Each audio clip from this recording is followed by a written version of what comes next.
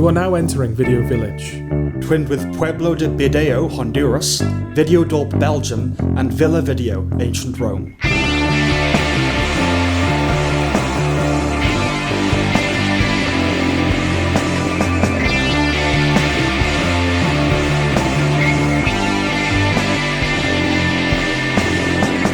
Coming up, We catch you all up on some things. and then we review The Wild Robot, Sound of Hope, the story of Possum Trot. Transformers 1, Piece by Piece. The Office Australia, Am I Racist? and Joker, FOLIE À DEUX. Should we break tradition and start with a catch-up? Wait a minute. The catch-up is the tradition. This time of year we should stick to traditions. Yeah, this is the time for tradition. Okay, The Diplomat Season 2. It's Christmas, in case you're not listening around Christmas time. That's true. Yeah, there's not going to be like jingle bells in the video or anything. No. Right? Or no. Well, it's not even Christmas. It's what, the 8th of December we're recording this. Yes, but this will probably come out Christmas 2025. No, we are getting better. Yeah. We are But getting it'll come out around Christmas. That's true. Is the main That's thing. true. Yeah. With a bunch of shows that like have been cancelled and no one knows what they Yeah. are anymore. Yes, Season 2 of The Diplomat. If you haven't... Hopefully this doesn't get cancelled. Hopefully not. Yeah. Well, it's been renewed, I think, already. So Oh, good. I think we're Okay. fine. Yeah. If you haven't watched it since it first aired, you probably need a refresher. Yeah, that didn't help. I was honestly pretty lost Yeah. going into it. When I plugged in, though, I enjoyed it. Yeah. It's short. It's nice and short. And it's shorter as well than the Yes, previous season. It is. Is it 8? 6? It- It was 6 episodes. First season was 8. This season is 6 episodes, which Yeah. is nice because they realised they didn't need to waste time. Yes. Carrie Russell is, of course, great. Yeah. Rory Kinnear has true screen presence. Rufus Sewell, too. Alison Janney was a nice surprise. Yeah. She comes into it toward the end. I mean, you put Alison Janney in a political thing, Right. it's going to work. She has plenty of experience. And with that. she's not CJ. That's good. Yeah. And she wins awards just for getting out of bed, so I wouldn't be surprised if there were some guest actress accolades coming her way. Yeah, very true. It has a mix of Homeland intrigue and that labyrinthine plotting with soapier, more sensationalistic elements like Scandal or House of Cards. And it has a mad ending this season. Yeah. Yeah. That was a bit of a surprise to me because it was it's not an intelligent show. No, it is an intelligent show. It's just not... It's also kind of ridiculous. Well, I would sort of characterize it as high functioning pulp. It's intelligent pulp, yeah. Yeah. But it is intelligent. Yeah, it's intelligent in the sense that it's not stupidly put together. No. And- It's like... I mean, I don't want to spoil it, but we'll do it next episode. It's Conclave. It's like A-grade pulp. Yeah. Like the ingredients of the story are actually quite pulpy. Yeah. And it's big, but it's very intelligently and It requires well-crafted. your attention to kind of Yeah. untangle what's happening. Yeah. Definitely. But then, you come to that ending, and that just felt... It was like Whiplash, almost. I kind of don't want to spoil the ending. No, but it's kind of goofy. Yeah. But I kind of like that about it, you know? It's never a show that that's gonna go into my favourites of all time. It is what it is. But for what it is, I do enjoy it. Yeah, definitely. But I think it knows it's silly. Yeah. Scottish independence is obviously something that's been an issue in this country. Yeah. But it feels twee. It's interesting seeing a show written by people that are presumably not from American. the UK Certainly the head writer's American. dealing with a very UK-specific issue. Yeah. Because, of course, I mean, we've lived through a couple of Scottish independence referendums now, and they're basically of no consequence. Because, in the sense that, like, they've there's been all of this build-up as, like, the Scotland are going to vote for independence, it's going to break up the UK, but it's what the people want, and then they happen, and overwhelmingly people are like, no, let's just stay. Well, I suppose because, I mean, you take the argument to its extreme ends, and even really at its extreme ends, it's not underlaced with the threat of violence. Like, Scottish, it's not like we're going to fucking have it. Yeah. It's not like Israel-Palestine. Or it's not this delicate, like, Yeah. web of peace treaties that are slowly It's not being febrile, undone. it's not kind of... It's just, they don't want to be part of the UK, but they actually do. Yeah. Most of them do, the ones that vote anyway. And that's kind of it. There's no like, right, that's it. Hostile. It's not the IRA. It's certainly not. It certainly wouldn't require the action that this show thought needed to be taken. No, exactly. To encourage Scotland to stay. It does feel like an American view of the world and kind of the intrigue of international politics. And this feeds into this point really, which it's twee compared to other shows of this type, but maybe that's proximity bias. Like because we're British, it feels small. Yeah. But it feels like something that belongs more in the thick of it than a Netflix political thriller. Yeah. And that is reinforced by the use of the word secession. It is secession, but you never heard that in the UK. No. You always heard Scottish independence. Secession is a much more American conceptualization of this idea. Like what with the Civil War and statehood and all that, it means something different to them. So I think secession is kind of a good little microcosm of the show, which is it's British set, but it's clearly an American construct. You know? Yeah. You compare it to Reacher, I think that's apt. Again, high-functioning pulp. Exactly. Yeah, I think this is better than Reacher, for me anyway. I would say it's better than Reacher, definitely. Yeah, I mean, Reacher is kind of action pulp. Well done action pulp. This is political pulp. Yes. But that's The Diplomat. I don't know if you have anything else to say about it. Other than it's a recommendation, no. Yes, I agree. Don't move.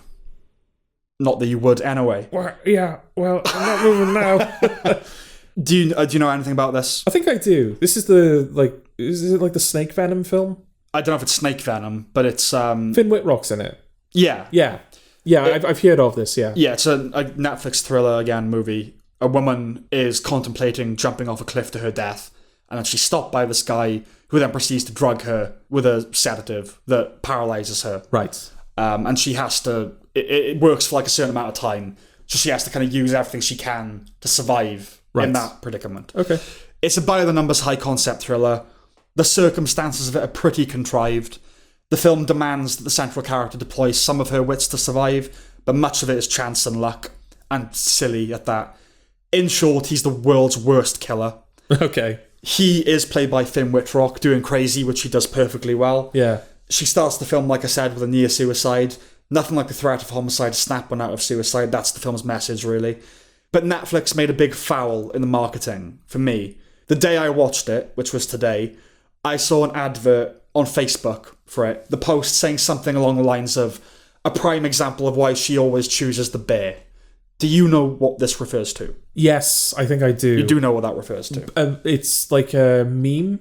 It was a meme that was kind of doing the rounds a couple of months ago. Yeah, about if a woman is alone in the forest, do you choose a man or a bear? And she would choose a bear because a bear won't ask you what she was wearing and all that kind of thing. Right. It's a massive pile of dung. Yeah. But it put me at odds with the film before I saw it. It's not the film's fault. And that attitude isn't really present in the film itself. I'm just talking about Netflix. Yeah.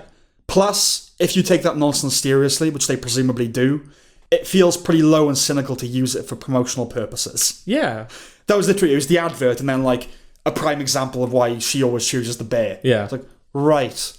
We're just using that now, are we, for like marketing? Yeah. Is Grizzly Man on Netflix by any chance? I don't know. Okay. Yeah, I don't know. Because if it was... yeah, it's stupid. Put that right next to it. And I've seen a few things, I looked up Reddit and people like, women like, oh no, people are missing the point. We do understand the dangers of the bear, and yet we still pick it. That's the point you're missing. Like, no, I'm not missing the point. You're stupid.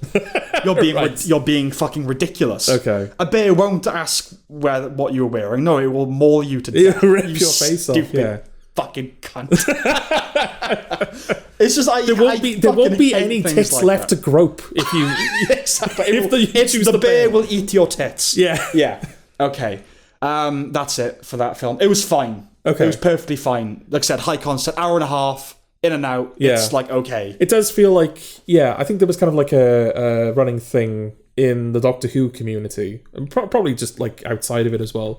Like certainly during Stephen Moffat's run, it's like he started to run out of things to make us afraid of. Right. Because in the beginning, like, you're scared of, creepy children, scared of statues, scared of dolls. Yeah. And then towards the end, it was like, ooh, birds. I don't know. I don't like birds. I know, but just like, you could tell that it was starting to like, he was kind of running out of things to be like, oh, this is scary. I don't know, Alfred Hitchcock mined some material out of that. Yeah, I don't know if birds was like the best example, but like with this, what we've had Don't Breathe, Don't Move, Don't Speak. Yes. Bill Maher did a bit on that, like horror films stop telling me what to do. Yeah. Yeah. We're running out of things to not do. Yeah. Exactly. Again, it's a good idea for a thriller. It's just kind of, if you think of the setup, she's rendered completely paralyzed.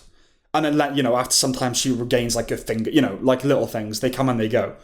Realistically, how the fuck do you get out of that? You don't. No. So it kind of has to bend over backwards, really, to make sure that she does. It's a fantastic elevator pitch. Yeah. But I think it's one of those things where you've got to contrive some bullshit. Yeah, you need to be smart to put a good film with that idea together. Yeah. And it's a fine film. Okay. But it's not a great one. Okay, Emilia Perez. Yeah, go on. Tell them about it, Sam. It's a Spanish-language film set mostly in Mexico. It's a French production from director Jacques Audiard, who brought us A Prophet, which is brilliant. The plot is Zoe Saldana plays a lawyer in Mexico who is contacted by a cartel gang leader who wants her to facilitate their trans surgery and then disappearance from the world, like a new life, new identity, all that kind of thing, somewhere else. She does that. A few years later, she bumps into this person, Emilia Perez, at a party, and Emilia Perez says to her, I can't live without my children. I need you to manufacture a story whereby I'm their aunt who wants to look after them now their father is gone, and I want my widow and my children to move in with me so I can be close to them. Also, because of my history, I'm now going to become a philanthropist that's going to set up a foundation that identifies missing children so their parents can have some closure. It's also a musical. Yeah, this is the point where I got my phone out to Google it. Yes. So I was just like, no, he's fucking with me. It's also a musical. It's unique, I'll give it that. Yeah. But, not for me. No? Not for me. It's like an AI tried to create the perfect film to annoy you and me. Yeah. On which front, it would mostly fail, actually, I have to say. Okay. When you settle into what the film is, it is what it is, okay? Like, it's a musical, so you're out. Yeah. That's ignoring everything else. Like, I can tolerate musicals. Politically, it's not as annoying as it sounds, and the most annoying aspects of it aren't connected to the trans stuff. Before Zoe Saldana meets Emilia, she sings about how we should love women and forgive men. Right. And that she's sick of being told to have a baby. And, when will I have my own practice, you ask? Maybe when I'm not black. Right, okay. It's front-loaded with that shit, which is a bad indication. Well, it's just nice to see Zoe Saldana in a film where she is black for once. Yeah. She's been Gamora for so long, it feels like. That's true. And what's her face? She was in Avatar too. Yes, she's Exactly. It's just nice seeing her actually is in her own skin colour for once. Yeah. But that's a bad indication, because after that, it kind of stabilises. And like I say, I actually didn't find much of the trans stuff particularly disagreeable. There is a song listing all the various plasties, like a shopping list. Plasties. So a chorus of nurses singing the refrain, vaginoplasty. Oh, plasty. Yeah. Right, that's kind of gross. Corned beef. Plasty, yeah. Cheese and chicken, onion, yeah. Chicken. Vaginoplasty, labioplasty. They're singing all the plasties. I see. It feels like something you'd see in theatre, and small local theatre at that. Yeah. It also feels to some extent like it's unapologetically sticking its chin out, going, come at me, hater. Whatever. Okay. Can I ask? You can ask. Why a musical? That's just what it is. I mean... Does the film ever... This is the thing. There's no... I know. Because I'm so out of the loop when it comes to musicals. No. Because I don't like... I'm never comfortable engaging with them for whatever reason. Musicals usually don't have an in-world reason why the film is a musical. Okay. Musical is the form. It is a musical. Right. You don't have to wait for an explanation as to why they're all singing. That's what it is. Yeah. It's like a black and white film. You're not waiting for an in-world. You might infer because it's historical. Yeah. No, because it's a musical. The thing is, though, usually with a musical, it's told in a world. Then again, maybe it doesn't stand up to scrutiny because Les Mis isn't really like this, from what I know. But in mainstream film, or at the very least in film, usually when something is a musical, the kind of world that it inhabits is fantastical enough that the fact that there's music happening doesn't feel like a massive stretch. Like, you watch Beauty and the Beast and you don't go, the music here feels really out of place. No, but, I mean, are you talking about movie musicals? Yeah. But The Sound of Music would not be that. No, but I don't know, that kind of feels alright too. But that's a story about a maid, a nun or whatever, that goes and lives with the Von Trapp family that have to look after all these children. Yeah. that are then hunted by the Nazis. There's nothing about... That's just a World War II story. Yeah, but I think maybe because it's like bright and... Maybe because of its tone and everything, it feels... Yeah, but that's just the way it's put together. But I'm assuming this is not... This doesn't have a light-hearted tone to it.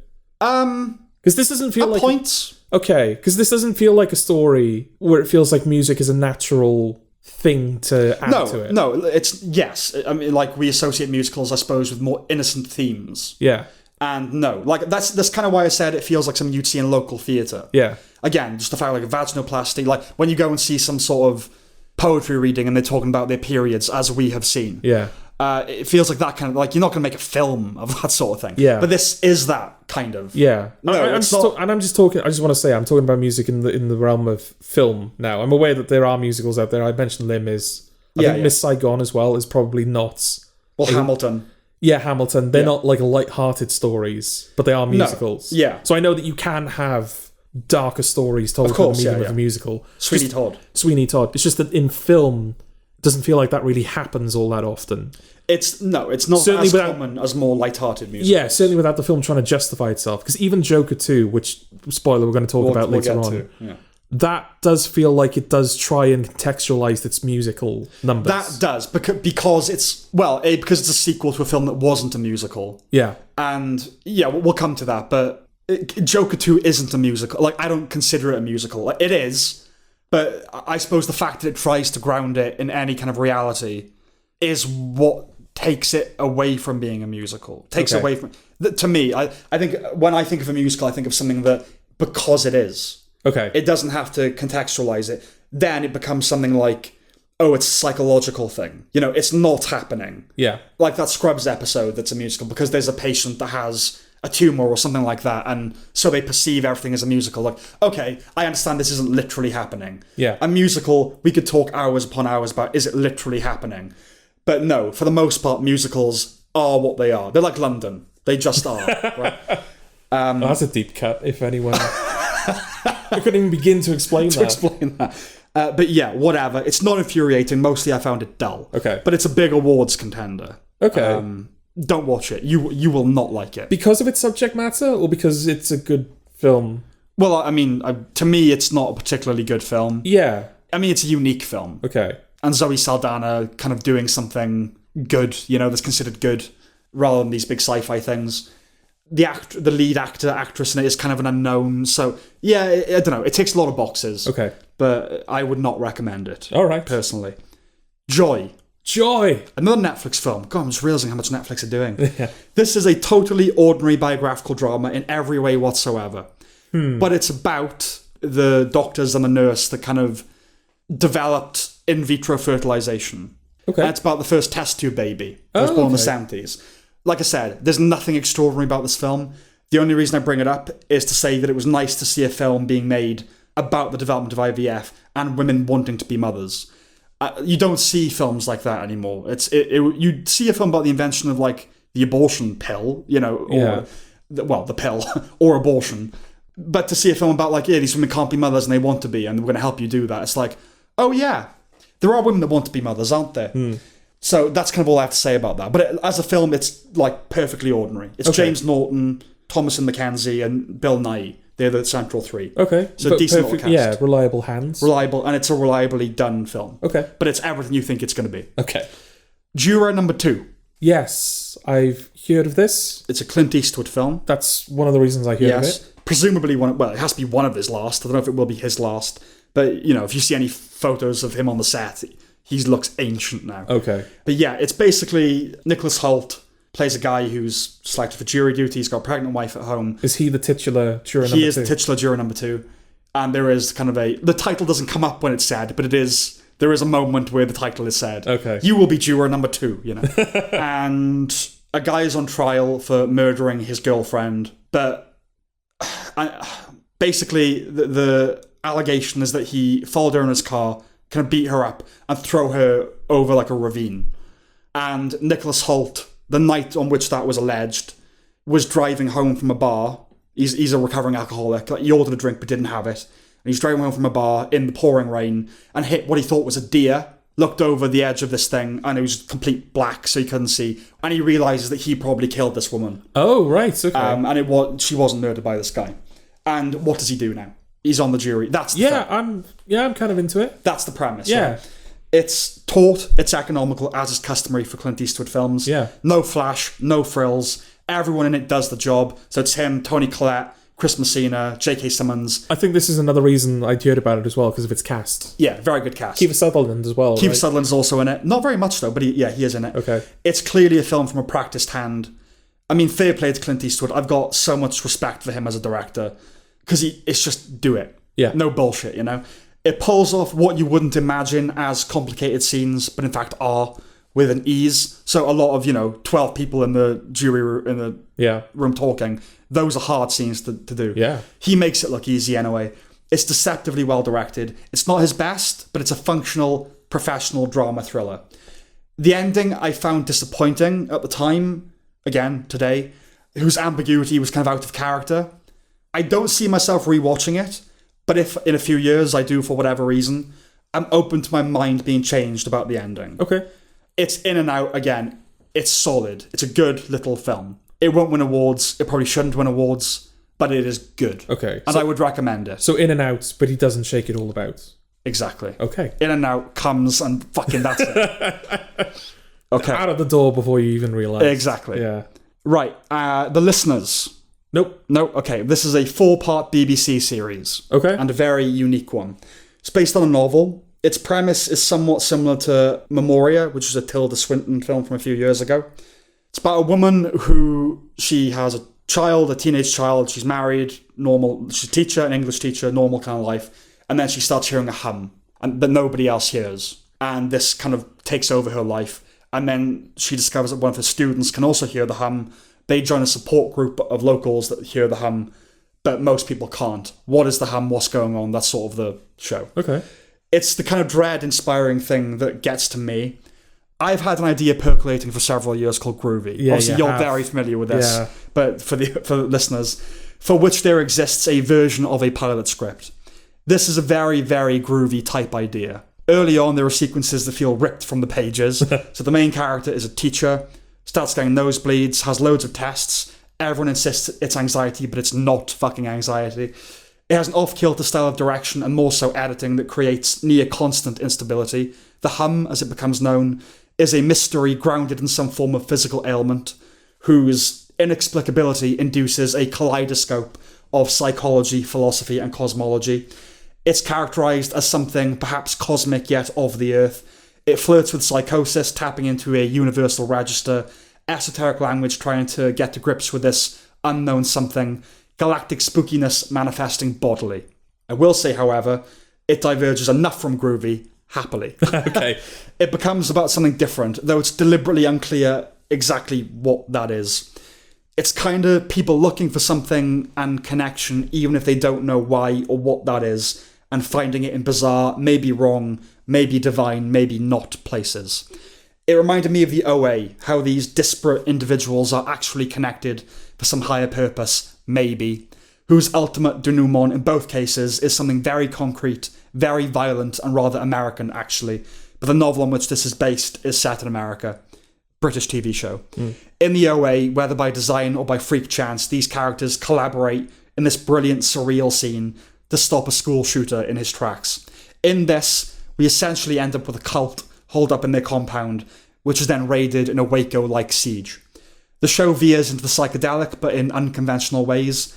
We once dropped acid, and couldn't stop discussing the thing, whatever the thing is. This show could be about the thing. Okay. In the end, we're offered a benign, mundane explanation for the source of the hum, but, are we?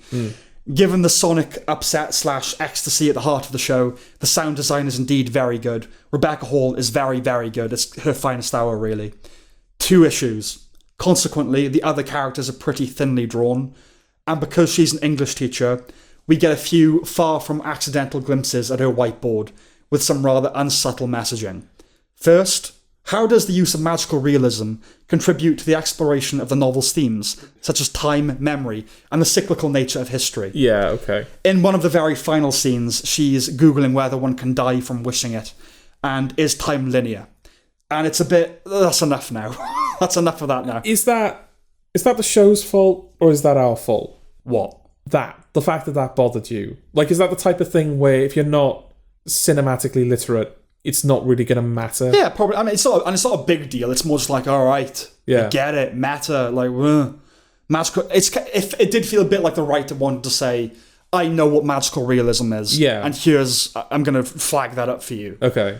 And again, is time linear? It's like, this is one of the penultimate scenes. It's like, okay, enough now. Yeah. Enough. Right. Like, Okay. yeah. And the other thing we see written on the board is unreliable narrator. Make of that what you will. But it's a very unusual show and worth checking out. There's nothing else like it. Okay. Yes. Yeah. Yeah. Moana 2. The only thing to say about this film is that I have nothing to say about this film. Okay. But it's the kind of film, it's of a prevalence that we would discuss it. Yeah. But there's nothing to say. There's honestly nothing to say. So that was our discussion. That's our discussion. Okay. And Smile 2. Okay. Damn you. Damn me. Yeah, you watched it. Well, yeah. Now you're going to have things to say about it, aren't you? I might. Okay, all You don't know that. So I saw the first one. I don't remember it at all, really. I haven't seen the first one. You haven't seen the first one? I don't think you need to. You get it. But the premise is straightforward. Do you want to explain the premise, seeing as you watched it? Oh, you're putting me on the spot now. This is my punishment. I have to revenge. take part in the podcast Yes. now. It's about a pop star who is infected with the smile monster. I don't really know what it is. It's described throughout the film as like a parasite. It's sort of this like... Alien. Yes, alien cosmic thing. Yeah. That kind of latches onto your brain and basically drives you insane. Yeah. And then when it's done feeding off you, it forces you to kill yourself in front of a somebody. person. Yeah. And that transfers that creature over to them. Yeah. The cycle continues. Yes. But it seems like people have kind of figured out, they're trying to figure out exploits to kill the creature. So I think in the beginning of this film, someone is trying to kill someone. He kills someone in front of another person, but then he accidentally kills that person and is really freaked out by it. Yeah. Well, he's in the first one. Okay. Yeah, he's the boyfriend of the main character in the first film. Okay, because I think the implication is he wanted that guy to survive, so the creature went into him. Yeah. And then there's kind of like, as the main character, the pop star in this one, is being consumed more and more by this parasite, she meets someone that says, if we kill you, and nobody witnesses it, and it's out of the creature's control, then it might kill the creature. And then, we'll resuscitate you afterwards. Yeah. But most of the film is her just... descending into madness. And I feel like there's probably some metaphors at play about, how pop stars' lives is consumed by the braying fans and the people that are trying to profit off them and everything. Yes. Yeah, that's it. Okay. Yeah. Well, Kyle Gallner makes another appearance this year after Strange Darling. He's in the first one. I didn't realise he was in the first Smile. It makes me want to watch the first one a bit more now. Yeah. He's like the main supporting guy, I think. Okay. I think. He's in this for one scene, like you said. The opening 8-minute scene, which is presented as a single take, but could well be a trick one. It probably is. Yeah. Naomi Scott, the lead, is good, if a rather unlikable character. I don't know if you found her unlikable. Well, my sister pointed out that this was just heavy breathing the film. Like, most of the scenes are Naomi Scott just heavily breathing. And once you tune into that, it's hard to tune out. I know, it's a horror, but I just really didn't like her. Like, why am I supposed to care about this character? And that's not helped by the fact she keeps downing. She's a recovering addict. Oh, right? yeah. So, and she's been told, like, if you get the impulse, just get, like, a massive bottle of water and just down it. Yeah. And what she says is a glass of water. Yet she's downing a massive big bottle. old thing of it. Yeah. And she keeps downing bottles of water, and the fucking glugging sound drove it me bothered us fucking mad. as well. Yeah. Ray Nicholson, son of Jack, is cast as no homage to his father's role in The Shining. I thought that looked like a Nicholson. It is. I know exactly who you're talking about. That's a nice idea. Yeah. The smile, the creepy smile. There are times where the smiling thing is freaky, others not. It doesn't really get me.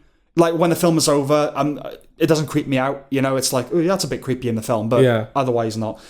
Once or twice, it's even goofy, I would say. Yeah. In the violent suicide scenes, there's some of that uncanny hereditary movement where it's not quite human, like The Ring as well. Yeah. It's packed with jump scares, a couple of which are particularly gratuitous. Yeah. The metaphor, yes, in this case, is a basic one about the inner demons of a young pop star and the horrors of fame. And the ending suggests that fans may be complicit in the breakdown of their idols, or indeed the film's audience. There's a meta thing going on that doesn't make a whole lot of sense under close scrutiny, but hey. And that's fine, if on the nose. But this isn't on the nose kind of horror film. It has an appropriately nasty ending, even if it's preceded by the revelation that a lot of the film has been a hallucination, which is bullshit. The nature of the creature, which remains somewhat mysterious and capricious in that convenient, serves the plot way. It does whatever the film wants it to. Yeah. Has much to do with visions and possession. That can be a bit frustrating. And while the ending is tonally on the money, the film is exactly one shot too long for my taste. Yeah, which now, having seen it, I completely agree with You you. agree with, yeah. Yeah. Should we explain that? Yeah, go on. Yeah. Because I do think that it's genuinely a problem. Yeah, it's kind of trying to say that fans are complicit when the lives of pop stars, descend into chaos. Yeah. That we are this braying, crowd of madmen kind of holding pitchforks. And at the very end, she's on stage, kind of realizing that much of the preceding, like half an hour really, hasn't happened. Yeah. And the creature's just won. And then she's on stage in front of thousands of people and violently kills herself. And the camera, there's a fixed wide shot on the audience reaction to it. Yeah. Horrified screams as you hear her killing herself. And then it cuts to her face, her having like impaled herself through the eye with a microphone. Yeah. And the film ends. Like, right. If that film had ended on the shot of the crowd reacting, always more horrific. Yeah. That you imagine. Leave it to the imagination. And also, doesn't that say everything you want to say about the themes of the film? Yeah, the fact that everybody's reacting in horror, but no one's doing anything. And it's us. It's Yeah. us in the cinema, presumably. Yeah. Looking at another crowd, and we're all going, ugh. Yeah. And that's perfect. And you can see a lot of the crowd is still recording on their phones. Exactly. So yeah, it's a brilliant conclusion to the theme. And then it's like Shawshank. It's like one scene, one bit too long. Yeah. You know? But I guess the thinking was, we really want to, you have to know she died. We don't want it to be like any ambiguity around that. Well, because I guess the idea is that she's infected everyone, right? Yeah, everything the film has set up to this point. Yeah, she's dead. Yeah. We know she's dead. And it gives you, if you stay on that crowd, I don't know whether they would do like the Pearl thing where they would just like roll the credits over the crowd reacting. Yeah. Because that'd be quite something, just seeing the chaos unfold. Yeah. But yeah, it's not just, look at all of the bastards that have kind of complicit in her downfall. We're now looking at all of these doomed people because they're all going to suffer from the creature's influence now. Yes, and that's the big like, oh shit, now thousands of people are so going just to be keep that camera there. afflicted. Let that settle in, that all of these people are dead now, exactly. basically. Let that settle in. Yeah. Or like Michael Clayton, just like let's linger in the film now. Let's just kind of wallow in it. I remember, I think it was Ryan Johnson, he was complaining that Netflix cut off credits, Yeah. He's saying, but like at the end of a film, other than seeing who's responsible for it, I know most people don't care. It's an opportunity to just deflate and just kind of like settle in, And it should have done something like that. But I guess the only thing I can think is A, it's another like violent horror shot. Yeah. But B, like, oh no, to really make sure that that it's now going to infect everyone, you have to see that she's killing herself. Yeah. You have to make that clear. It's the wrong choice, but I guess that's what it was, right? Okay. I do think that is a shame because there's a couple of things about the film which I do kind of like. Yeah, it's an okay film. It's fine. Yeah, like when the scene where the creature infects her, where she sees her drug dealer kill himself with the weights. Yes. Guy from Fargo. Yeah, I don't know if the first film did this as well, in which case I guess I should credit the first film, not this one. I did really like the idea of watching the creature kill someone from the perspective of someone that is not under the influence of the creature. Yeah. Seeing someone, and I think it's over total silence as well until he starts bashing his face in, where he's just like cowering on the floor screaming, looking at an empty room. Yes. Yeah, no, that was good. Yeah. It was kind of like The Invisible Man, the suggestion, Yeah. No, I thought that was good as well. Because you can't see anything, and at that point, it literally can't hurt you. Yeah. But there's clearly something there. Something's going on. And that's freaky. Yeah, 100%. Yeah. But that's probably the height of horror, I think, in the film. Well, when it's restrained. Yeah. Yeah. Almost like there's a lesson there. Like I said, it's not one of those kind of horror film. It sort of wants to be gory and to make you jump, and it's not going for subtlety. No. And yeah, I guess just to sort of like reinforce your point, yeah, it's disappointing when she is infected with the creature, there don't seem to be any rules. No. I think during when she's like signing autographs to people, you've got that little girl that's doing the creepy smile. Yeah. But the girl doesn't do anything. She just stares at her. Yeah. So I guess the implication is that we don't actually know whether that's the creature or not. Right. Which is a nice idea, but it didn't really come across because I thought, that definitely is the creature. It's just not doing anything to it. Well, I think the smiles, they're so over the top. Yeah. Not like, there's still the people doing it. It might be augmented a little bit. you should leave going, oh, if someone smiles at me now, it's going to creep me out. Yeah. And you don't, because they're so horror-y. Yeah.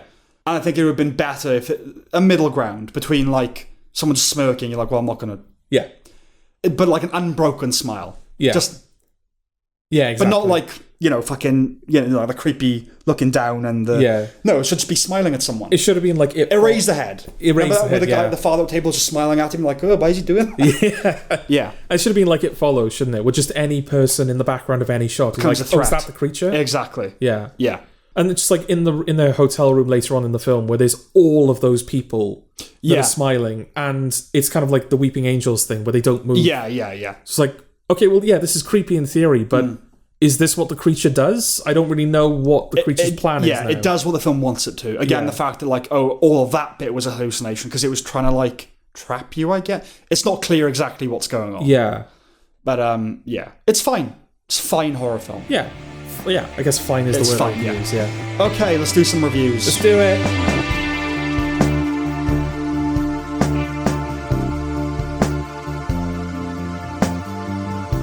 The Wild Robot.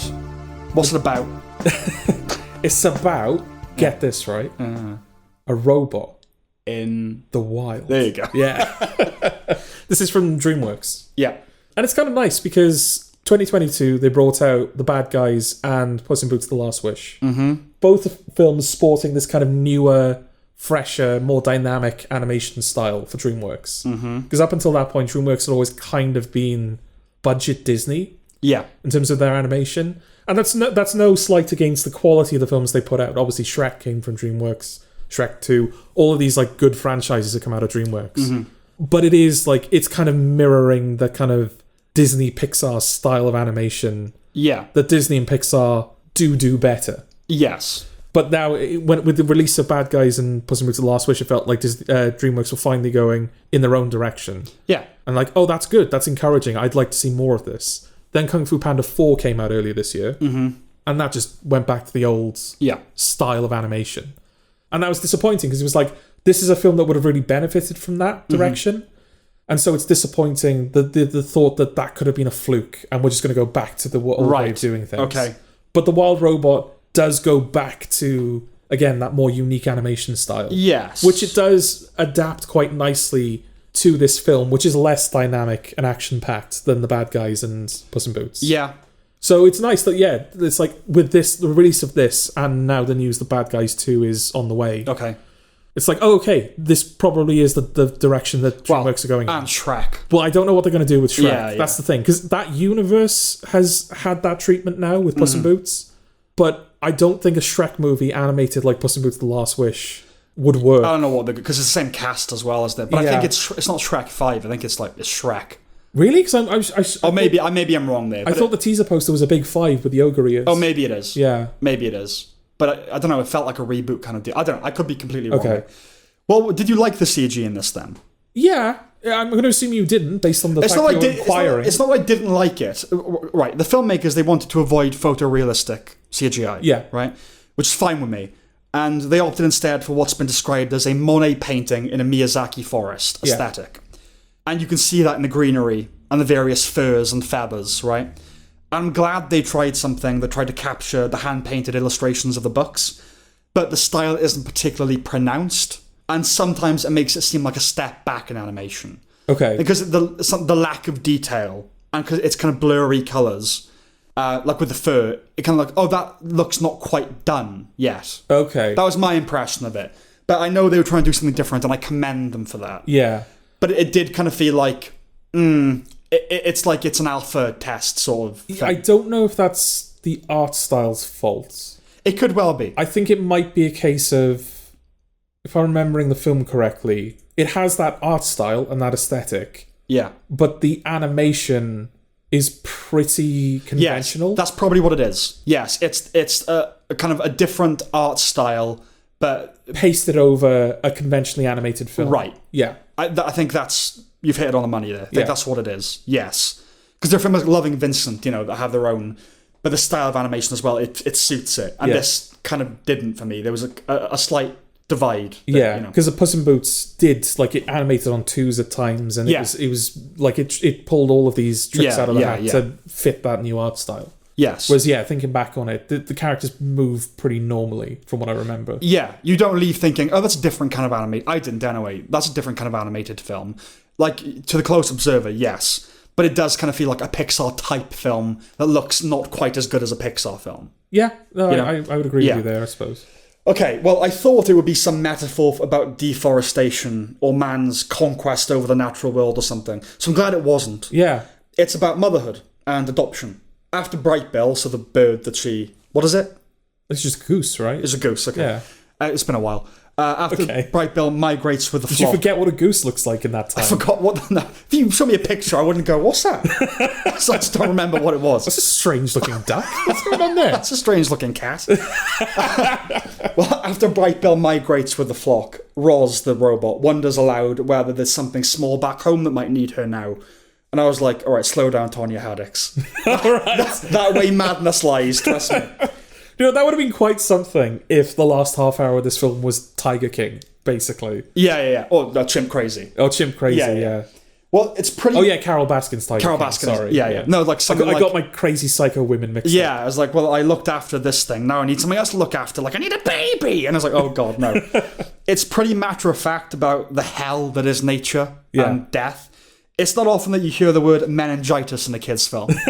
But I'm glad it was. I think kids appreciate not being shielded from stuff like that. Well, that's interesting, because this isn't the only time that this has kind of happened. But I think when we reviewed the Mario film, there's that little Luna star character, isn't there? That's kind of locked in the cage in Bowser's dungeon.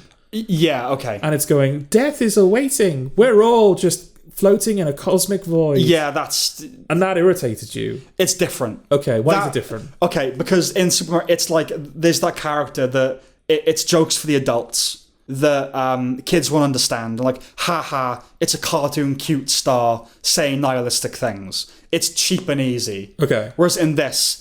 the whole film, it's just being very matter-of-fact about nature. Things kill each other. Yeah. And that's kind of at the heart of the film. And, you know, they have to call a truce at one point. Like, listen, we've got to survive the winter.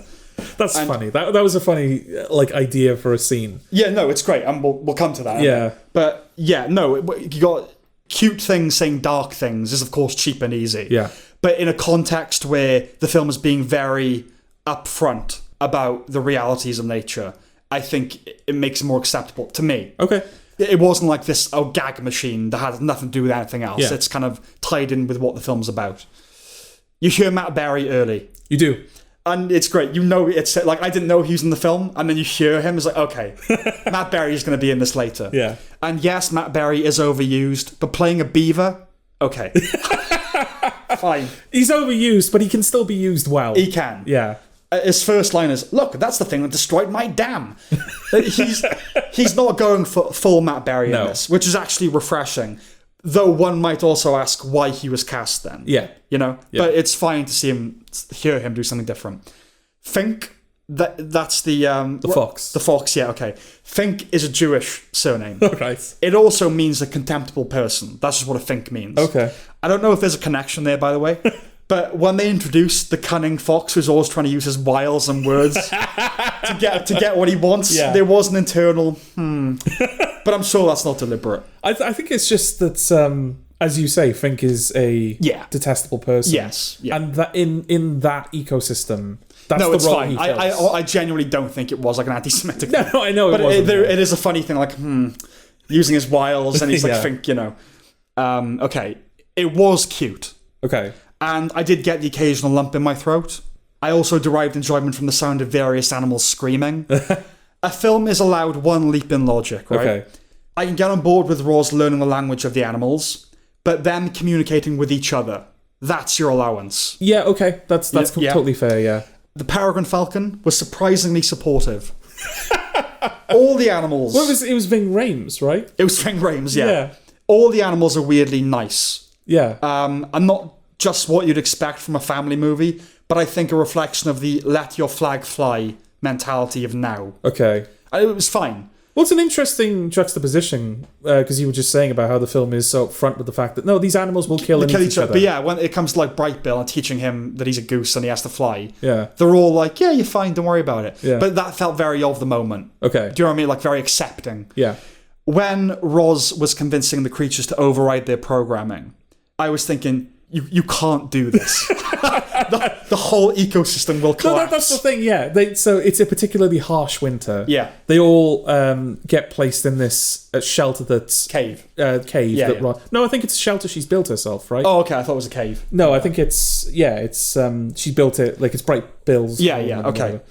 Yeah, and they're all in there, and all the creatures are trying to eat each other, and Fink is like, what the fuck did you expect, Roz? Yeah. This is our programming, as he says it. Yeah. So there's this big rousing speech about how we all need to survive the winter, so please, just while we're in here. just while we're in here, Yeah. don't eat each other. Which was fine. It was Well, like... no, because she's, as you just alluded to, she is destroying an ecosystem there. Well, the ecosystem will be destroyed if they don't do that, is the idea, right? Yeah. What I'm saying is, because they understood it was just a temporary truce, fine. Okay. But, like, knowing that when you go back out there, it's survival of the But this is fittest. the thing, Sam. Yeah, I know. If you put me in a room Yeah. with a chicken chow mein Yes. and a bar of dairy milk Nature will for the take its winter. course.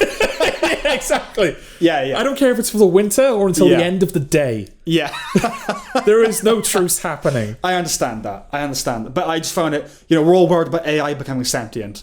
None of us saw the AI making animals sentient. Yeah. Like, that is the last thing we fucking need as well. But yes, fortunately, it was just a temporary truce when they were in the cave, the shelter. It has a correct, bittersweet ending. I'd venture there may be a correcter ending. Okay. It might be too sad for a kid's film, but not really. I would refer you to the history of the form. Yeah.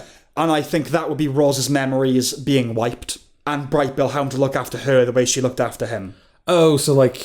Because circle of life, because dementia. Yeah. Yes. I think that would have been a nicer, not nice, a more correct ending. Yeah. Well, yeah, if the whole film is about parenthood, Yes. that is, in many... sadly, it's Yes. very sad, but in many cases that is the reality, is that... Well, we end up having to look after our parents. Yeah, exactly. Yes. Yeah. And I think that would have been the kind of thematically true ending. Yeah. But I get they didn't want to do that. But it's fine. But I think that would have been the ideal ending for me. Yeah.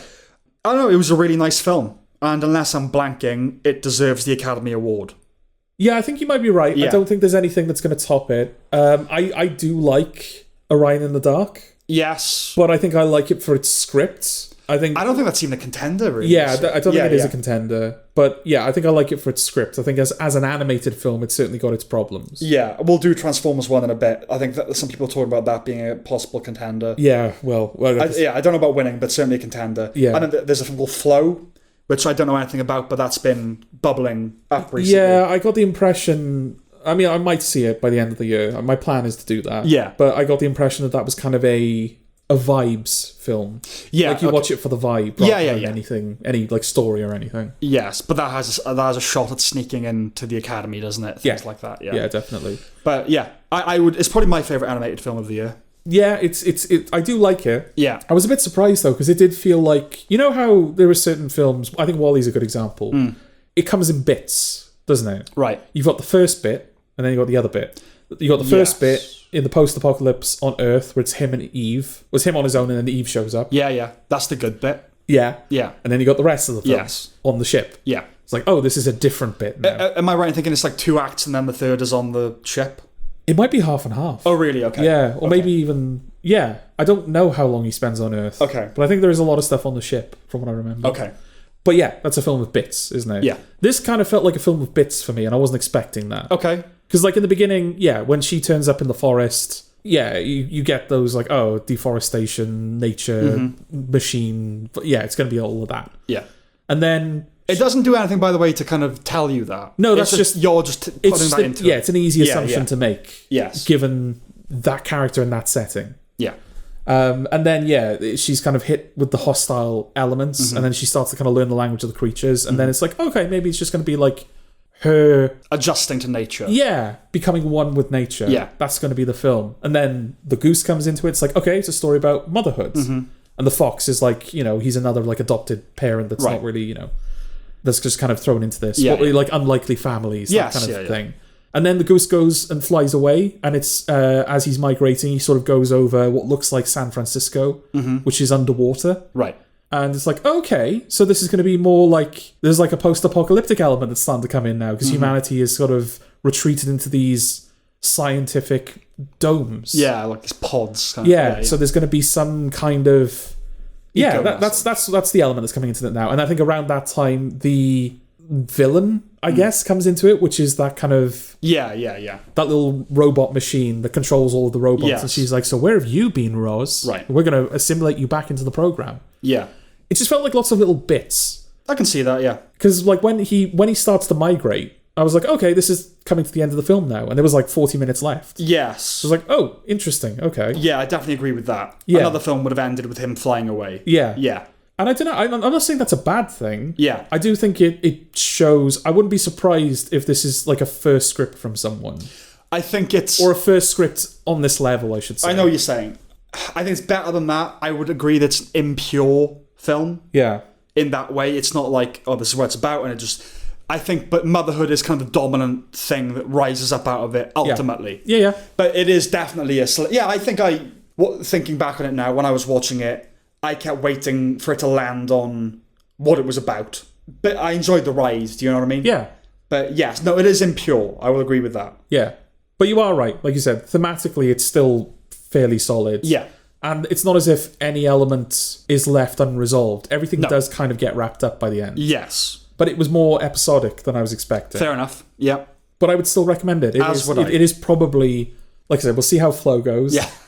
And we'll see how Transformers 1 goes, because we haven't done the review yet. We'll see in a minute, But this might well be the best animated film of the year. Yeah. I concur. Okay. Recommendation then. Yeah.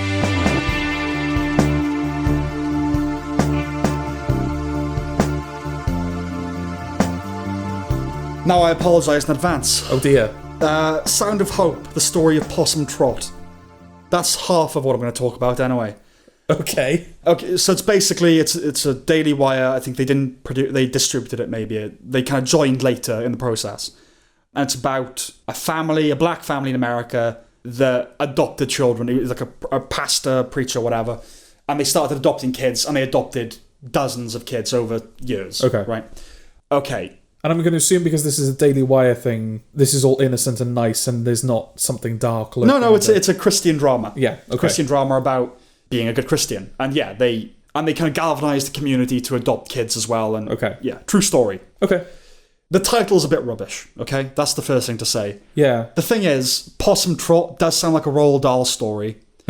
Or a jazz age dance like the Charleston. It's the Possum Trot. Do the Possum Trot. Yeah. So I understand the impulse to cushion that, but even like, I don't know, Possum Trot, A Story of Hope, or something like that'd be better than The Sound of Hope, Story of Possum Trot. Yeah, I thought it was just Sound of Hope. I didn't realise it had this whole subtitle bolted on. It's the story of Possum Trot, yeah. It's all very fine and straightforward. In the end, it's a Lifetime movie with A-levels. That's not to demean the people at the centre of the story. They are obviously extraordinary human beings. It's well acted. I liked Demetrius Gross in particular. He's the pastor. But also a bunch of decent child actors. As you might expect from the Lifetime movie description, it's pretty heavy-handed and trying to tug on the heartstrings. The sweeping score, the not quite melodrama but big drama. It's for all ages, crowd-pleasing fare that will make your mum cry. And that's okay. But it can't help but remind one of the black and white bits at the end of the X Factor when the winner is announced. Right. I'm not a Christian. I'm not a believer. This was only ever going to go so far with me because it is very much a Christian drama in the modern sense of that term. That said, I do want to go to a black evangelical church before I die. Okay. They look like a lot of fun. They do look like fun, yeah. Yeah. I will say, for all its faith-basedness, and I stress that it isn't aggressive, just undeniable, when the characters are black, it feels less like proselytizing. There's a strong tradition of evangelical Christianity in the African-American community, and it's expressed with mucho vim, as we've seen. And we've seen it depicted so much in film and television, you'd be forgiven for thinking it's just a trope. Which is not to denigrate it, I think it's an accurate representation, and I think more of it is needed, actually. I only mean to say that we're not as used to that with white characters. So when we see that in faith-based films, and I'm not talking about the hallelujah and the clapping and all that stuff. Yeah. I just mean determined religiosity. Its intentions are much more on its face when it's white characters. Do you understand what I'm saying? I think so. Because we expect black people to be doing the hallelujah Jesus. When it's white characters doing it, we're like, they're just trying to convert me. Do you know what I mean? Okay. It's kind of, Okay. We take the black gospel singers and spirited preachers as a given. When whites approach that, if anything, it feels like a caricature of the faithful. Okay. I also think that the black community is afforded more respect and met with less sneering when it comes to their faith. Up until recently, Christian dramas were looked upon with a pretty unanimous contempt by critics. Films like God's Not Dead and its sequels, none of which were called God's Still Not Dead. Not anything with a sense of humour. I know they're not going for laughs, but God clearly has a sense of humour, so come on. Anyhow, I haven't seen any of these films, so I'm not saying that critics are wrong, but there's always been a strain of liberalism that has an unveiled scorn for the devout, and it's hard to imagine that hasn't played a role in the evaluation of critics. Well, I'm sure the fact that it's Daily Wire produced is not helping either. Yes. In short, not even giving the films a chance. The tide has turned recently somewhat in the last couple of years. Maybe Christian dramas have improved, maybe reviewers are opening their hearts to the other, that strains credulity in this polarised age. I just want to account for the possibility that the comparatively warm reception to Possum Trot is because critics are slower to condescend to black Christians. I'm not being conspiratorial, I'm just flagging it as a maybe. Okay. But Ordinary Angels from earlier this year, which had a majority white cast, was also pretty well reviewed. So this led me down a bit of a rabbit hole vis-a-vis criticism. But don't worry, it's pretty shallow as rabbit holes go. This is the hole of a lethargic bunny. Right. Which, future girlfriend, is what I want put on a mug as a gift to me. Faith-based films are an interesting corner of the market. They do decent business in the States, which is a religious country, of course, but the people that shape the cultural conversation don't care about them. It's the same with TV or books, and it's not unique to religious stuff. For the most part, the Da Vinci Code, or 50 Shades of Grey notwithstanding, the most popular things aren't talked about. Some of this is snootiness, no doubt, but to be charitable, critics are people that have, or should, have consumed a lot. God knows we disagree with the consensus a lot. Their tastes aren't necessarily better, just more refined, by which I mean more stretched and developed, not classier per se. Now, we do as much as we can on this podcast. We cover film and TV. Not many people do that, and for good reason. We talk about whatever we find worthy of comment. But we are not reviewing Mrs. Brown's Boys or Death in Paradise, which are incredibly popular. Yeah, well, they don't need us to review them, frankly. Well, that's the thing. On one hand, it's fair to notice they don't need people drawing attention to them. It might also be fair to speculate the criticism would do them no favours, not just because it would be less than glowing, but because most of the audience wouldn't care. Yeah. There are shows like Succession, expensive yes, but something that will never be as widely watched as some of these other things. So critics feel a duty to sing its praises. One job of a critic is to point out the gems, but a bubble is created where the people having the conversations, quote unquote, in newspapers and on websites are really just telegraphing to each other. The Los Angeles Times and a few other outlets published obituaries for Logan Roy. Some of them headlines, front page headlines. Oh, right. Most people don't know who the fuck that is, yeah. Right? Now let's be real. I don't want to sound elitist, but more so I don't want to sound naive. The hoi polloi, the great unwashed, just joking, they don't give a damn about critics. Should they? Not particularly. Only if one cares about film and television on a deeper level. If you do, you might benefit from somebody whose opinion you trust, or whose commentary you enjoy, suggesting that you may be wasting your money. Especially these days. Cinemas are widely reported to be in decline, so you could conversely argue that critics are decreasingly relevant. The game is over. But if you do go to the pictures, people have less disposable income. They should have some sense of what they're going to see. The pictures. I know, it's been a while, isn't it? Yeah. We should start calling them that again, you know? Because that's a Scorsese thing, right? Or the pictures, like an old person thing. Yeah. But in Wales, that's what we grew up calling it. Yeah. We go at the pictures. If they care. I can't and wouldn't argue someone into caring about the form or the medium. I'm just here to have a little chat with you and with those who might care, right? All of that, of course, depends on good and honest criticism. We are not paid reviewers. We don't get to see things in advance. So to a great extent, what we watch is guided by professional critics. I will say less and less so, but still. Certainly we no longer use positive reception as our lodestar. We try and absorb everything of a certain prevalence. I suppose all I want to really say here is, if I was a paid television critic for a paper, I would feel a responsibility to watch and write about Mrs. Brown's Boys. There is a lot out there, but if you're siloed into doing only film or only doing TV, it's still a 9-to-5 job. If you're trying to do some version of both, as we have discovered, it's a 5-to-5. and I don't mean 12 hours. Now, I hate Mrs. Brown's Boys. I don't know about you. Yeah, it's not something I've ever felt compelled to go back to. Okay. I truly, primarily loathe it, okay? And I have that knee-jerk thing where if someone says they like it, I go, no, you don't. But I thought... No, but that's the thing, Sam. They do. They do. But I thought I'd read some reviews of it, okay? And some of them really got under my skin. So here's one. An old-fashioned blend of silly voices and slapstick played out in front of a live studio audience who collapsed into giggles at the mere mention of the word Willy. Here's another one. Played out is the word there. Yes. To love Mrs. Brown, one must be thrilled by a man in a hairnet and dinner lady tabard, saying the F word roughly once every 10 minutes, egged on by a loyal studio audience, so whipped to hysteria by him that one can hear pants being soiled and spleens exploding with mirth. Now I'm going to get a bit more earnest than maybe I should. Right. But my father likes Mrs. Brown's Boys, okay? A decent man that worked insanely hard his whole life. What? Like how you're having to speak to his character. No. I'm not saying and therefore, I'm saying what's wrong with him liking Mrs. Brown's Boys. Okay. It reminded me of The West Wing, right, where Ainsley Hayes and Sam have an argument over gun control, and she says, it's not that you hate the guns, you hate the people that like the guns. You hate the people. And Bill Maher is always saying, I hate Trump, you can hate Trump, you can't hate everyone that likes him. Was it just me detecting in those extracts a contempt for not just Mrs. Brown's Boys, but for its fans? They hate the people. Okay. Do you agree with that? Who hates the people now? The critics. Talking about the show, they clearly have a contempt for the people that watch it as well. Okay.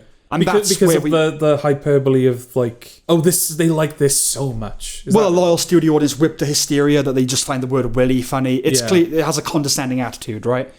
And the final little extract. 1.5 hours of this actually made me angry. Angry that the BBC seemed to be abandoning quality in the pursuit of lowest common denominator ratings. Well, mate, if they don't make those shows, you don't get your shows. Not everything can be a fucking beatnik sapphic poetry dance. I'm not even putting down beatnik sapphic poetry dances. Now, anyway. It takes all sorts, and I know it doesn't come naturally or easily to hate something and divorce that from the people that like it. That's human. But you're critics. This instinct should be as treated, as refined as your critical faculties. Do better. Right. Which brings us back to Possum Trot.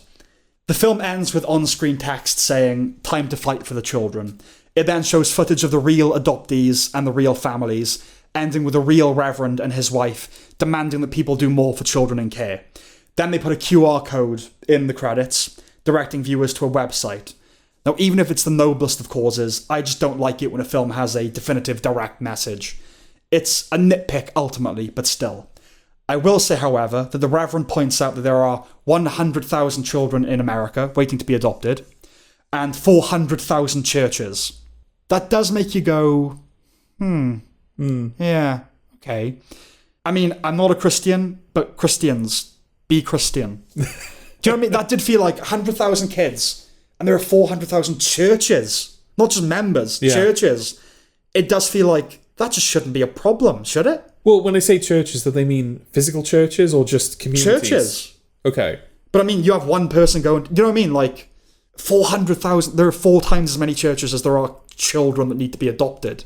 It was a bit like, you're not doing your part there. Okay. That's all I've got to say about that. I apologise for that onslaught. It's interesting, isn't it? The films that trigger these rants in you. I know. Well, Blink Twice is understandable. Yeah, given its subject matter. But yeah, I'm just like, why? I guess you did kind of explain yourself in your little speech there. Yes. Your little thesis. But yeah. I don't know, it just happens sometimes, right? I mean, I suppose I've been thinking about criticism a little bit. Okay. So that's why that kind of, critics are kind of letting the side down when they're snooty about the audience. Because, you work a 9-to-5 job, you work in Tesco and you want to watch Mrs. Brown's Boys, who might look down on you? Yeah. You're a hard-working person. And then I think last episode there was something that... Was it Sweet Pea, maybe? There was something that made me think about criticism and talk about criticism. Yeah, content fatigue. Should that matter? Should that factor into your reviews? Okay. I don't know, I think sometimes it's interesting to just talk about criticism itself. Yeah. No, it's not so much the conversations that are being had. Yeah. It's what provokes it. What triggers them. Yeah. I'm just wondering, does it say anything about the film that you had more to say about the context surrounding the conversation surrounding the film than the film itself? Well, it's a very pedestrian Lifetime movie. Yeah. There's not much to say about the film. It is what it is. It does what it sets out to do, and it will make your mum cry. That's the kind of film that it is. It's fine. It's, I suppose, going into it knowing it was a Christian drama made me think about, okay, because it's done quite well critically, like 80-something%. Audience, like 98, right? So it's made me think about the nature of criticism around Christian dramas, and it's undeniable that the critical community, such that there is one, is overwhelmingly going to be left-wing, and there is a snootiness toward religion, or it just makes you think about those things. Yeah. And that kind of led me to things like Mrs. Brown's Boys, where, people seem to love it, but critics hate it. Myself included, I won't deny that. Yeah. But I would never write about it going, you're stupid if you like it. I'm sure we've said things like that on the podcast, but our best selves, like if I was writing an article for a paper, I certainly wouldn't condemn the fans, condemn the thing itself, That's it. Okay.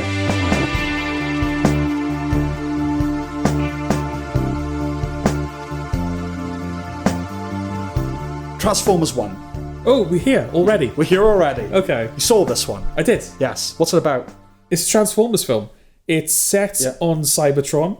You like that? Yeah, well, it's sort of unique amongst Transformers films, partially because it's good, but also because, it's actually set on Cybertron. Because that's sort of the problems that I've had with the previous Transformers films that have come out. Yes. And I think we're talking from Michael Bay onwards, right? Because obviously we had the Transformers 84 film, which was very much like drenched in the mythology at the time. Right. It's the film that killed off Optimus Prime originally, Whereas, Transformers onwards, it's very much catered to like teenage boys, who may have never heard of Transformers before. But those films are always coming in after Cybertron has been destroyed and after the story is kind of over. And now the Autobots and the Decepticons are just like... Well, having to fight each other in secret, really. It depends how you look at it. I mean, the fall of Cybertron could be the beginning of the story, And it has been up to this point. I know it has been. What I'm saying is, if you consider, like, Transformers mythology, like the Bible, like, the continuity of it, then you could reasonably say... most of the story happens here. Why are we getting the films here? Yeah. To me, someone who doesn't know anything about it, it does seem like, that would be an inciting incident. Their planet has died, they've come to Earth. Yeah. That's the start of the story, not the end. Yeah. But I take your point. But that if you use that as the start point, Optimus Prime is already done as a character. Megatron is already done as a character. If you abide the exact mythology, yeah. Yeah. And the other thing with those films, obviously, is that there's always a need for a human presence for some reason. Yes, which I know you particularly don't like. Yes, and so it is kind of validating to now get a Transformers film, a mainstream Transformers film, where there are no human characters, and there is actually a story, and there are actually character arcs being applied to the characters that the film is supposed to be about. Yes. And that's what happens. This is the origin story of the Nemesis ship between Optimus Prime and Megatron. Yep. This is also the origin story of Optimus Prime and of Megatron. It's also the origin story of Optimus Prime and Bumblebee's friendship. Right. It's also the origin story of the war on Cybertron. It's also the origin story of the Autobots and the Decepticons. It's also the origin story of Starscream. It's the Transformers origin story. It's basically, all the things you know about Transformers? Yes. Here's all of them happening. Right. Yes. And it does feel a bit like it's sort of blowing its load a bit too early. Well, okay. Because you think this is the type of thing that, like, if you're ever going to do, like, a trilogy of something, or if you're ever going to do a series of films about something, do it about the fall of fucking Cybertron. Don't do it all in one go. Okay. I mean, within the Transformers continuity, obviously there are better things to make a trilogy I know. about. That's what I was thinking about in terms of, like, if you're going to do a trilogy of anything, you do it about the fall of Cybertron. Yeah, but don't just do... But don't just have 3 films where Optimus Prime has to hit a Transformer in Chicago. Do 3 films about a planet that being destroyed. Well, look, this is the best Transformers film. That's undeniable, I would say. I will clarify that we're obviously not talking about the 84 one because neither of us have seen it. No. I don't know if it's considered to be a really good film. Yeah. But I don't know how it holds up. No, with the grand scheme ignoring of that. things. Yeah. I mean, not to undercut anything you've said, but this is you know how I feel about this franchise. Yeah. And seeing this film kind of crystallize a lot of that, which is Transformers is silly. Okay. And the lore is boring to me. Okay. Unless you're a child. Right. I think don't not yet. Because I went to the cinema with a man in his mid-30s. Yeah, I know. Loved this. Yeah, I'm not going to slag him off. He's a mate, all right? Okay. But you know how I feel about people like that. Okay. The film crystallized for me that this franchise really is for children. Okay. And this tonally, certainly, this film, yeah. Yeah, and I've no doubt this is its correct expression. This is the correct Transformers film. It's basically the X-Men prequels as well, right? Like where you see the breakdown of the friendship between Professor X and Magneto.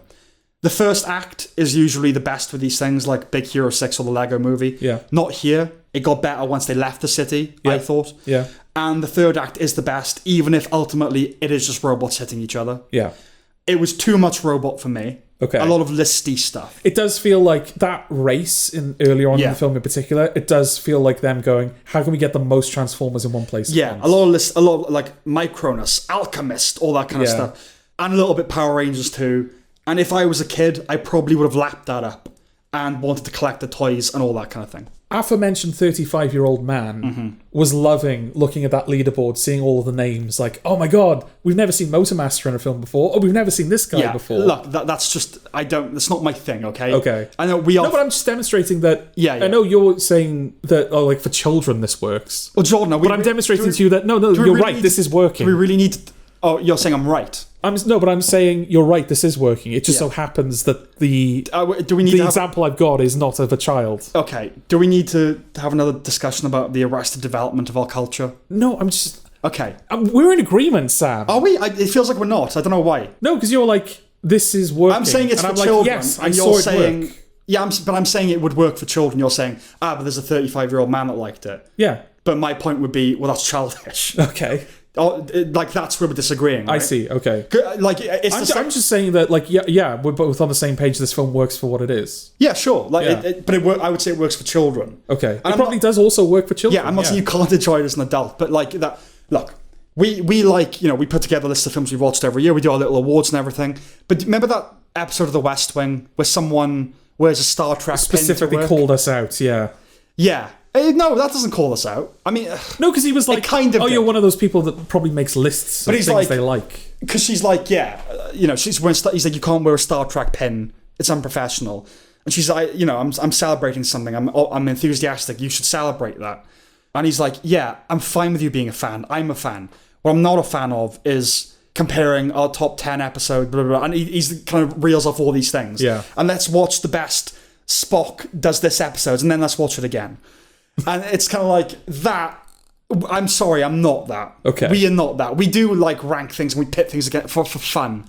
But there is something about like adults obsessing over, is this Marvel character going to be in this Marvel film? Like, oh, for God's sake. There's something different. I think there's a difference between being like a film enthusiast and a geek. I think like there's appreciating films. Yeah. The art of a film or whatever. And then there's like, oh my god, this character's going to be in this film. Like, that is something else, right? I'm not saying I've never met the bloke, I'm not slagging him off, but we've had conversations about this in a Marvel context, and it's kind of the same thing to me. It's fanboy, it's not a fan, it's obsessive. Anyway. Okay. So the planet in this is God, right? And Optimus is Jesus. Yeah. All these things end up being Christ parables. I went through the whole thing thinking it was John Cena voicing Optimus Prime. Oh, right. Okay. I think I thought the same thing watching the trailer. I don't know why. I guess because it's the kind of thing John Cena would do. Well, I mean, John Cena, he was in Bumblebee, wasn't he? Oh, yeah, okay. And I know this is a different continuity now. Yeah. Then again... Was he Bumblebee? The backstory has been so inconsistent across all Transformers, so this could be in the same continuity. It could well be, yeah. No, he was like a soldier. Okay, yeah. But it's the kind of role he would play now. Yeah, I get it. I would compliment Chris Hemsworth for his work in this film, because I wasn't thinking of Chris Hemsworth. No, obviously neither. When I was hearing Optimus speak, I was, however, thinking of Brian Tyree Henry. Well, he's the one that's been nominated for an award. That really surprises me, because I could not hear Megatron underneath his voice, if that makes sense. No, I know what you're saying. Yeah. I just heard the actor. Same with Keegan-Michael Key. I didn't see Bumblebee or hear Bumblebee. Okay. I heard Keegan-Michael Key. Yeah, I think you're right. I can't remember, but that sounds about right. Yeah. Whereas Chris Hemsworth does a pretty decent Optimus Prime. Well, am I right in thinking the voice at the end is a blend of him and Peter Cullen? I don't know. Yeah, they're doing some... I mean, at the very end where he becomes Optimus Prime. Yeah, there's definitely some sort of shift. Yeah, Because Megatron sounds different as well. And it's not just Hemsworth doing something different with his voice. It's modulated somehow. Okay. They've done something to it. I mean, there might just be digital modulation to make them sound more like maybe, but imposing, it's not robotic. natural. Do you know what I'm saying? It's not Yeah. just him doing something different. But yeah, like early in the film when he's D16, Megatron's just a guy, you know, he's just talking like a guy. Yeah. And then by the end, he's Megatron. He's Yeah, Megatron. I was never a fan of Transformers. I mean, like, as a child, I think I liked the Michael Bay Transformers film when I was 13 in 2007. Yeah. Can't deny that. Because he got you at the right time. It got me at the right time. Yeah. But there's no nostalgia connection for me to the franchise. And yes, nor am I a 13-year-old boy, so I am not made tumescent by the baptism of Optimus Prime. It's not for me, but there's definitely an audience for it, as you know. Yes. But yeah, I think he was fine, you know? I didn't dislike it. It's absolutely not for me. I'm not the target audience. Okay. I see. Yeah, I mean, do you agree with what I was saying about, like, it just feels like there's too much in here? They probably could have afforded to take I a think few when we things got out. to Starscream, Steve Buscemi as Starscream, Yeah. and that whole cadre, I was like, oh, it's more robot stuff, it's more less stuff. I will say, Steve Buscemi as Starscream, yeah. Yeah, no, that's Spot a good on. marriage, Yeah, absolutely. absolutely. It's like, oh, fuck, yeah, why haven't we done that sooner? Yes. But, yeah, when they show up, I think what's disappointing is that they're already the Decepticons. Yeah. Starscream is already... I mean, at that point, he's, like, you know, the leader. Yeah, that unit is fully formed. Megatron kind of takes them under his wing. It's not, you don't see the formation of that group. Yeah, and that's the thing. Like, in the space of a single scene, Yeah. his entire future with Starscream is basically cemented. Right. Because he embarrasses him Yes. in that fight. Mm-hmm. And then, like, when he does become their leader, you see his eyes start to slowly change colour, and it's like, all right, he's Megatron now. And there is more, like, there is another character beat after that, in fairness. Mm-hmm. But, that was the point where it felt like, well, this feels crammed in because there's no... Like you said, they're just arriving fully formed. They're already the Decepticons, really. There's no gradual kind of deterioration of the... Yeah. Well, it's sort of the same with the X-Men prequels. I mean, I quite like First Class and I like Days of Future Past. But Magneto and X in those films, it's always the same thing, which is they're friends, then they go on a mission together, and then Magneto does something, is like, oh, you've crossed the line now. And then the same thing happens, and it doesn't deteriorate. It just kind of... It sort of oscillates on the same frequency for the whole trilogy kind of thing. And I mean, it's done, really, right? I mean, are there sequels to this planned?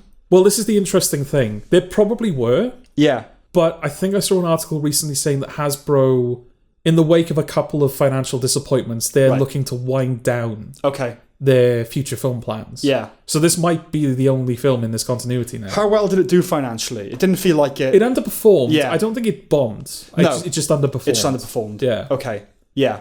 And I think critically it's done all right. It's done well. Yeah, it's done well. It's done well but I don't think that means much to Hasbro, unfortunately. Well, you got to make the money. Yeah. Yeah, that's what it comes down to. So yeah, this might be the only film in this thing, which is kind of disappointing.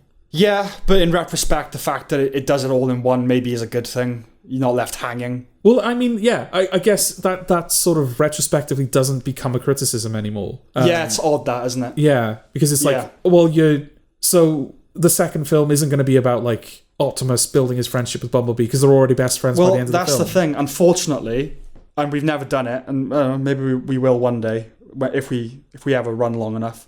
Your relationship to a film changes, and a review will be different in a year, in 5 years, and 10 years. Yeah. Annoyingly. Because, everything we say here could be completely different in a few years' time. Yeah, it could be. But yes, the context of the film is kind of... It does matter. And if it's like, oh, you've blown your load with the first of the trilogy, it might not matter now. Yeah.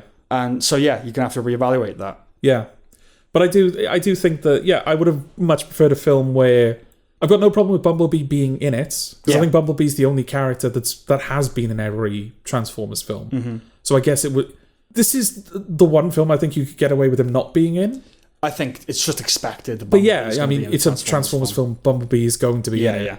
But I would have much preferred them focusing more on the friendship and decline of that friendship between Optimus and Megatron. Because they do have some nice scenes together. Yeah. Where you start to see, like, the differences in philosophy kind of draw them apart, and then the various directions they go off in and seeing how they handle the situations differently. Yes. But then that has to be interrupted for Keegan-Michael Key introducing Optimus and Megatron to his like trash friends. Yes, yeah. That he's built out of like garbage. Where he's like, oh, this is Paul. Oh no, I knocked Paul's head off. Yeah. Oh god, it's just that. It feels very kind of modern sense of humor that's in there. Which the trailer heavily focused on. It did. It made it look worse than it actually is. Yeah, I'm glad the film was better than the trailer made it look. Especially since like this was the first film, maybe ever, where the trailer premiered in space. Oh right, okay. They set, this was the one. Yeah, they sent like a screen up into space, and then they premiered the trailer on the screen when it was up in the atmosphere. We sent it like Mozart, Beethoven, the Beatles, and this is Transformers 1. Yeah, so that kind of felt like, we know this isn't a great trailer, so how can we wrap this in an interesting gimmick? It used to be the case that trailers made things look better than they are, and there are still occasional examples of that. I find more recently trailers are making things look worse than they actually are. Yeah, or they're misrepresenting them to the point where it almost doesn't feel fair to... We're going to talk about something on this episode in a little bit where that was the case. It made it look worse than it actually is. Look, that's a bad editor, man. That's someone doing a bad job. Yeah, but I mean, there's good material in here, but what could they have included in the trailer? But it didn't have to make it look like the wacky, basically comedy that it's not. Yeah. Like, if you watch the trailer, it looks like a Transformers comedy. Yeah. It's not that. It's a kind of ordinary, family sci-fi kind of action movie with humour. It's a typical blockbuster tone movie. Yeah. But they made it look like it was a comedy. Mistake. Yeah, but I guess because it's an animated film and because it's... I do think it is pitched slightly younger than the Michael Bay stuff. Oh, this is for children. Yeah, the natural thing is, okay, well, we'll advertise to children then. Yeah, sure, okay. But I'm sure Pixar trailers are better than that, right? Yeah, but it's different with Pixar, isn't it? Because there's an expectation that they're not going to be childish films. No, but they are aimed at children. That's my point. They're aimed at children, but they're not childish. So I think you can get away with making the trailers not look like they're films that only children will get something out of. But if Transformers 1, if we accept that children are basically going to be the target audience, they're going to want to see that anyway. Yeah. You should make a trailer that appeals to people that aren't in that demographic. Yeah, you should. Okay. But they're not going to do that. We're not arguing again, are we? No, we're not arguing again, no. No, I agree with you. That does feel like the better call. Yeah. But I don't know whether the idea is that... Get the kids excited. Yeah, we're not advertising to the parents. Right. Like, we don't want the parents to go see it. But that's one of the fallacies, we want the kids to go see it. You are, of course, advertising to the parents. No, but that's the thing. We want the kids to go see it, and the kids will make the parents go. So we don't need to accommodate for them. Yeah. Okay. Anything else to say about Transformers 1? I don't think so. I mean, it is a recommendation. And now that we're here, it's not better than Wild Robot. No, it's not. But it's, I don't know. Like I said, kind of validating to finally get a Transformers film that was doing the things that I wanted a Transformers film to do. Right. And it is better for it. Yes. But it's still like, there's still a couple of things wrong with this. I'm like, if you just put less into it, you can feel compelled to do all the Transformers things at once, and like less of the stupid Keegan-Michael Key bullshit. Yes. Then maybe we would have had something like better. Yeah. I'm not going to recommend it, but I will say it's okay, and I think kids would like it. Yeah. So make of that what you will. And 35-year-old Transformers 35-year-old fans. geeks, yeah. Okay.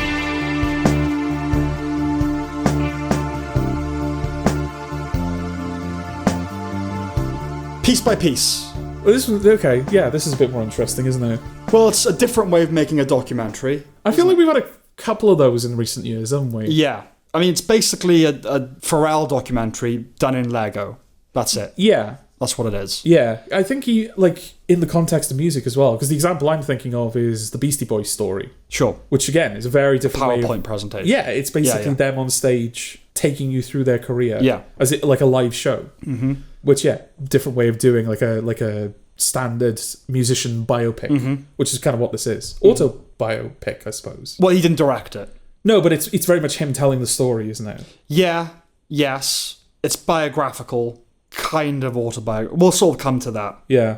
But yeah. This one is unique in the sense that it's animated with Lego. Yes. Well, and that does feed into... That's not just an aesthetic choice. The fact that they're Lego does feed into the way a lot of things are presented. What do you mean? Well, I mean, just for example, just the way the music is presented in this film. The various Lego pieces kind of oscillating and representing different beats and different genres. And Yeah, of course. Yeah. know, It's done as Lego. Yeah. yeah, so when he's writing music, that's represented as these like specific combinations of Lego pieces in a box. These like putting together. Yeah. Well, speaking about earlier about, does it justify itself as a musical? Does this justify itself as a Lego movie? I would say no. There are moments like what I just described where it's like, okay, well, they're using the medium to represent the abstract as something physical. Yeah. Good. No, now they're doing it. They're doing parts of it well. Yeah. But why are they doing it? Well, he does give the reason up front, doesn't he? What does he say? Does he just say, like, it'd be boring, let's do it as Lego? Isn't that basically what it is? Kind of. Yeah. But yeah, well, he says to the guy who's the name of the director? Because he's done a few of these. Morgan Neville. I guess. Yeah, he's a documentarian, isn't he? Yeah, he says to him, let's do it as Lego. And the guy's like, okay. And I think Pharrell's justification is colour, basically. Right. He wants the film to be colourful. And Lego is a good way of achieving that. Whatever. Okay, so it's Lego. Yeah. So when you get past the Lego of it, what is there to say? Well, yes, Morgan Neville is a good documentary filmmaker. Yeah. He's responsible for 20 Feet from Stardom, which we kind of talked about the other day with Mary Clayton. Rape Matter! Oh, right. It's a film about the singers on the sidelines that were never quite made it, but like their voice and all that sort of thing. Best of Enemies, which is about the rivalry between William F. Buckley and Gore Vidal. Very good film. And Won't You Be My Neighbour, which is obviously a great film. He has cred as a documentary filmmaker. And he is the director, but really you feel like Pharrell is pulling the strings. Definitely. Yeah. It's a tad hagiographic. Everyone calling him special. Yeah. And him insisting he was different from a young age. Yeah. I didn't know how prolific he was as a producer. So I was familiar with Nerd, which I like. Yeah. I didn't know the Neptunes were in part responsible for No Doubt's Hella Good, which I also like. And Drop It Like It's Hot, and loads of other hits. So fair play. He is also responsible for Blurred Lines, though. Yeah. I much prefer him as a producer to an artist. A Room Without a Roof is one of the dumbest lyrics committed to audio. Right. I hate that. Like a room. What does that mean? Tell me what it means. How it makes any sense. It's weird being on this side of that conversation. Really? Yeah. Why, are you usually having that argument, do you? Fucking roller coaster inside of a maze. Oh, right. Okay, I thought you meant this specifically. Not this specifically, Okay. but yeah, just like, what do those lyrics mean, though, really? Yeah, but like a room without a... Right, life is like a roller coaster inside of a maze. I get that. Okay. Right? I get it's like vaguely... life is tumultuous. We won't have that argument again. But clap your hands if you're happy. So if you feel like a room without a roof. Yeah. Nothing about that indicates happiness to me. Well, there's just like... It's like if you're cold, do you? No, just like there's no roof. There's no limit to how happy you could feel. But you're a room. You're a room without a roof. You're not Yeah, in a room without a roof. No, but yeah, you're boiling the metaphor down to something that's a bit more digestible, isn't it? No, it's like clap along. We if you want to convey... Clap along if you feel you're in a room without a roof. That would make more sense than you are a room without a roof. Yeah, because... I can't go anywhere. I'm a room. It's like the sky's the limit. I'm a room. I'm not in a room without I can see the stars. I'm a room. I can't go anywhere. Anyway. But you have no roof. So all of I'm fucking freezing cold. That's all that makes me think of. And yet you're happy. It makes me think of a room, a four-walled room with a face. Typically they are. With a face that is like chilly and shuddering in winter. Okay. Because it doesn't have a roof. What if it's summer? Well, summer's okay. Yeah. Though summer nights can be cold. I think you're just... Oh, come on, a room without a roof makes no fucking sense. No, yeah, it's a silly... They're silly lyrics. Genius Pharrell. The film is an hour and a half long. At the hour 20 mark, it got racial. Oh, yeah, that's quite something. This is... If you've ever wanted to see a film that depicts the Black Lives Matter protests in Lego. form, not 10 minutes after showing you the Minions... Right. Then this is the film for you. Yeah.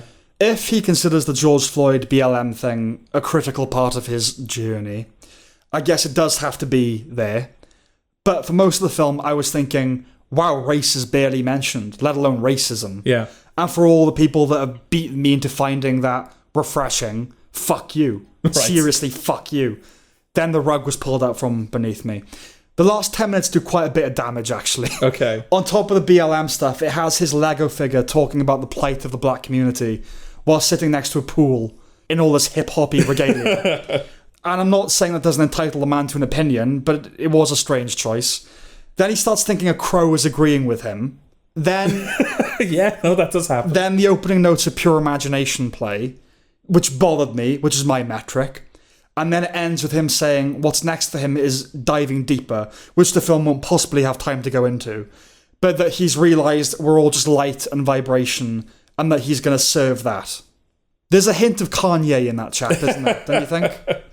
I will say about the Black Lives Matter stuff that yeah, I mean, that is like hitting a brick wall, because it's like, whoa, okay. Why this now? Where did this come from? But all of the various segments in terms of his journey, after a certain point, they're kind of told through the prism of the artists he's collaborated with. Yeah. So there's a whole bit about him working with Snoop Dogg. There's a whole bit about him working with Gwen Stefani, and all of these like different rappers. That segment, it's about him collaborating with, what's his name? Yeah, the big rapper. Yeah. Kendrick Lamar. Yeah. It's about his collaboration with Kendrick Lamar, who I think is more upfront about the racial stuff and politics kind of being in his music. Yes. So... No, like I said, I understand why it's in the film. It's not like... And if Pharrell thinks it was an important moment for him, it would obviously have to be there. But it's like, you got an hour 20 of this film where it's like, he's talking about growing up in this community. He's like, and I was fine.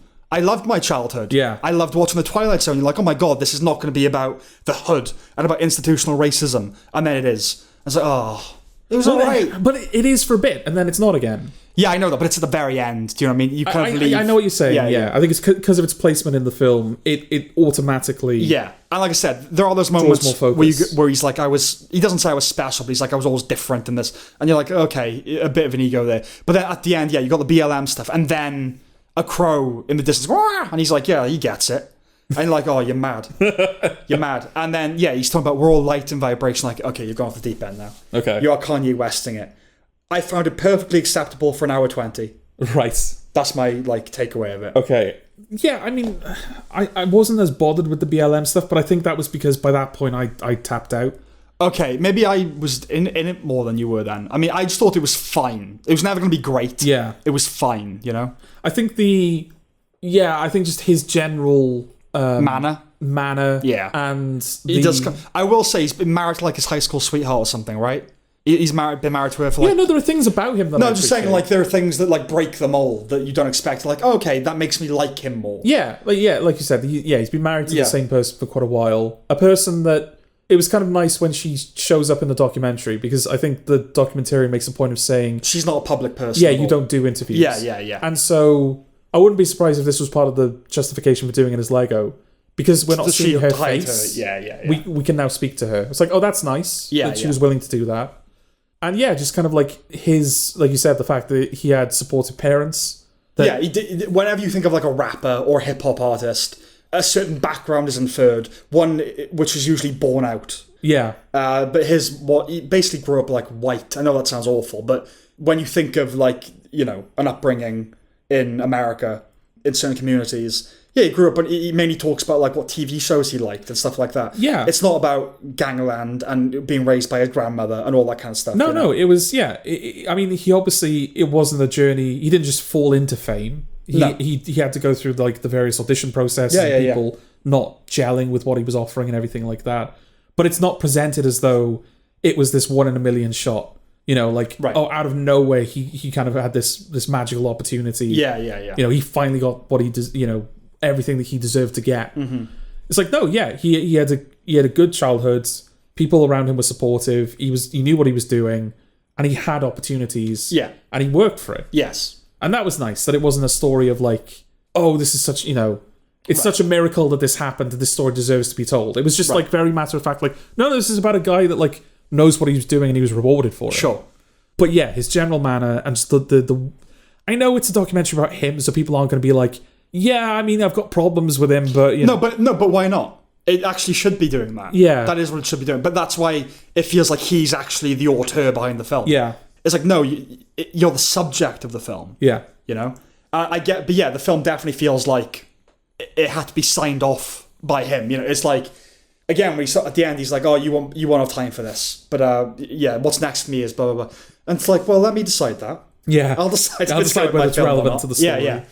But I think I tapped out before the BLM stuff because I was just yeah, I get it. I'm just kind of waiting for this to be over. Fine. Okay.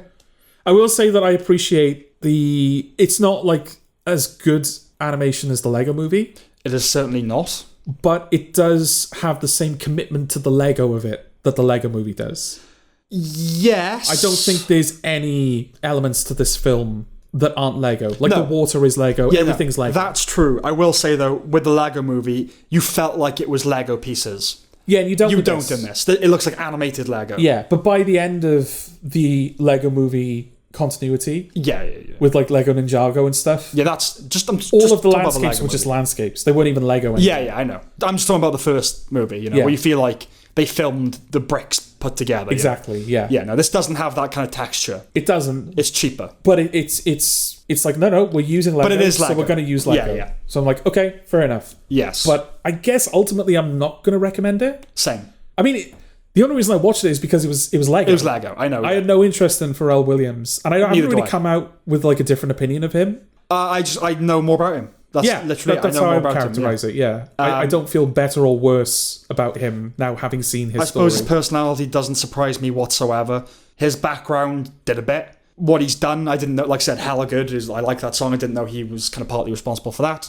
But yeah, I don't feel like I know the guy. I don't really want. I don't want to. Yeah, And yeah, just as like a formal thing, like the Lego, it's not worth it for that. no, It's not. Yeah, okay. I'm not going to recommend it either. okay, but like, But it's not awful. yeah, It just is fine. But Yeah. it's somewhere between and fine. It's there, It's Okay. like, I don't know, it's hard to think, isn't it? Because it's not as good as Transformers 1, I don't think. no, But I would call that fine. So this isn't as good as that. okay. But it's not bad. So if you can untangle Yeah. what we mean from that audience, You'll know. you'll know what we think.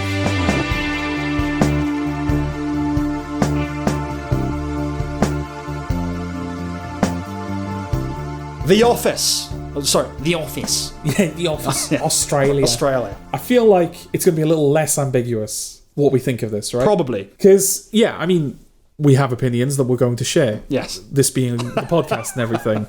But I think there's two things for me that kind of validate those opinions. Okay. The first one being that this is an Australian adaptation of The Office. Right. And I know that you don't... Like, we like Colin from Accounts, Yeah. but there are other Australian things that we just really don't have the patience for. Sure. In terms of the sense of humour and everything. Yeah. Like Auntie Donna, I don't think you're a big fan of, are you? I'm not. But I have seen Australian people Yeah. talking about this show negatively. Oh, yeah. I think I saw was comments like, I'm Australian, I apologise. Yeah. So the fact yeah. that even people for whom this sense of humour is like their go-to Right. default are saying, yeah, this isn't good. Yeah. It's like, okay, that's justification. And the other one is that I have seen them, but I haven't seen them that prevalent. Articles saying, oh, you just hate this because they're women. Oh, yeah, that was inevitable. Yeah. Yeah. But I haven't seen that many of them. And Okay. I can't help but think the reason that we're not seeing that many of them is because this is not a good show, and so it's not worth defending. Yes, I think the tide is somewhat turning culturally. Okay. Maybe a little bit. A little bit. We'll see. Trump. But we'll see. Okay. So there have been several international adaptations of The Office. Yeah. Who knows what the worst one is? Nobody in the world probably has watched all of them. No. But this is in the English language, so it's naturally going to provoke more ire. And it's Amazon, and I think And it's Amazon. they did a wide release of this as well, didn't they? Oh yeah, So it's there was a aimed at an marketing international push. audience, yeah. And it was going to provoke more scrutiny and ultimately more ire. Even though the people that are angry all think the wrong show is the best one anyway. By this point, we've totally abandoned any realism with mockumentaries, and it just feels so diluted. When they look at the camera here, you want to slap them. Like, are you doing the mockumentary thing? You've always said to me Yeah. that, the original UK Office really is still the pinnacle of Yep. the mockumentary form. And you made me rewatch it recently, didn't you? we finished it like the last Yeah, time yeah. we were together. We polished the whole thing off. Yeah. But no, going back to it, you really do appreciate the commitment to the realism of it. Absolutely. There was a moment, and I never noticed it before, Right. but it really was like, oh god, if they're looking at it with that much detail, then Yeah, they really yeah. do deserve the praise. Right. Everyone's just kind of up and around the office. They're not like working. I think it's Yeah, like a yeah, party or something. And the camera, within the frame, you can see one of the computers, Yes. which has like a screensaver message scrolling across it saying, if you wish to speak about your order, then please call the following number. Right. And that number, which presumably is a fictional number, was blurred out. Sure. It was like, oh wow, if this is supposed to be a real documentary, and so it makes sense that they wouldn't want to share that phone number. Yeah. And they've gone to the effort of blurring it out. Yeah. It's a detail that you wouldn't even notice properly. You wouldn't think of, especially at the resolution that was originally broadcast. Yeah, exactly, yeah. No, exactly. And I think there are small details like that, and then there's also just the basic, there's clearly not a camera there as well. Yeah. You know, it's like you've had 3 shots angles of the scene. I can see there's not a cameraman there. Yeah. And there's not really any of that in the original Office. No.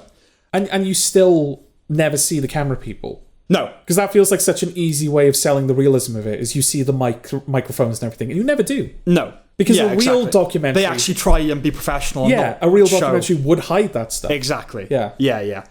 For the most part, in this new one, the cast is pretty bland. Yeah. The lead, Felicity Ward, is incredibly gurning, and you do want to slap her a lot.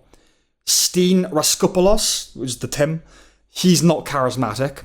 I know in the modern age we daren't enforce any kind of beauty standard, but Shari Sebens, the Dawn, doesn't have that same cute quality. Okay. I'm not being an aesthetic fascist. The thing with both Dawn and Pam is they were pretty, but you were meant to feel like you'd have a chance. Okay.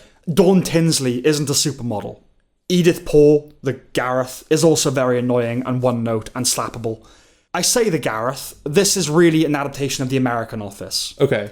The large cast, the office layout, there aren't facsimiles for every character, but the major innovation here is putting Dwight in the receptionist role and Pam as the salesperson. Yeah. Do you think it benefits from that? No. I think it was them going... How can we make this different? Yeah. Yeah. Basically. And yeah, like, oh, the cute receptionist is... Maybe that's like kind of an outdated trope. Well, I think one of the subtle endearing details about Dawn being the receptionist Yeah. and Tim being one of the salespeople, they don't share a department. No, exactly. They're not meant to work together. Yeah, they have to physically go to each other to interact. Whereas here, they're just neighbours. Exactly. Yeah. Michael Scott having a homoerotic fixation on Ryan, despite being a straight man, was quite funny. Here, it's just a woman who genuinely wants to fuck the temp. Okay. As well as the Finchy analogue, whatever that guy's name is. Right. It ventures into some modern areas like remote working and dating apps and pronouns, but not really. It's pretty isolated from modernity. I think, and I suppose this is a point for the show as well. There's nothing about it in terms of the setup of it and the little stories that they try to do. I think it's just the execution that's wrong. I don't think there's anything about the show itself. Like the whole threat of the season being... They went back to remote working, but she insisted that they all stay in the office because she wants to be in the office with them, even though everyone else would prefer to work remotely. Yes. That's a perfectly fine place to start the season. That's fine. You've got like a little subplot about somebody living in the office because they've been kicked out of their house. Again, perfectly fine. Yeah. These are all like fine little comedic ideas that someone could mine a lot of comedic material from. I think it's the execution of the show that lets it down. Okay. Yeah, I'd agree with that. Yeah. I half laughed twice. I can't remember what one of those Twice? was. Okay. Half. Okay. One laugh. I can't remember what one of those was about. The other one is just like, she pulls a funny facial expression when she's drinking something. Okay. She's drinking like a little glass of champagne. She kind of wraps her whole mouth around it. Okay. Oh, that's quite funny. It's greater than the sum of its parts, but don't get me wrong, not by much. It's not grotesque. It's just not very good. The trailer made it seem worse than it is, which is what we were alluding to. Yeah. Which is to say, it's not 1 star, it's 2. Or 1.5. The trailer was 1 star, this is 2 star. 2 star. Yeah. I don't know what the consensus will end up being, but I can see it getting some good reviews out of spite. Okay. It's basically entirely redundant. Yeah, absolutely. Yeah. Yeah, there's no point. I do like the American Office quite a lot. Its only problem is that it has legions of fans that insist it's better than the original, but most of them haven't even seen the original. Yeah. So it's hard not to have a bit of resentment, but that's not the show's fault. I hold the British Office, The Office, in very high esteem, especially in relation to its commitment to the format. To me, I mean, it's pretty much the greatest comedy series of all time. But yes, it had been a little while, so we went back, checked whether it really does take its format seriously, and whether I was misremembering just how great it is. It does. I wasn't. Take this opportunity to check it out. Yeah. That's what I would say. Use this as opportunity. Okay, so we recommend the British Office. Yes. Not in our review of the Australian Office. Yes. Yeah, no, that's fair enough. Yeah, no, there really isn't... Because I think the big dramatic climax of the season is that obviously her plan fails and they are all going to go back to remote working. Yes. But then they find out that she was going to like invest her own money in something, and that made them realize, oh, she's actually all right, really. So it's kind of even the same. It's the same kind of arcs. It's like, I don't know, if you with David Brent, right? He has the moment at the end of the first season where he doesn't take the promotion because it would mean some of them are made redundant. Yeah. And then you find out, no, he failed a medical. Yeah. And that's why he couldn't do it. But they're like, oh, fair play, he did all right. But they don't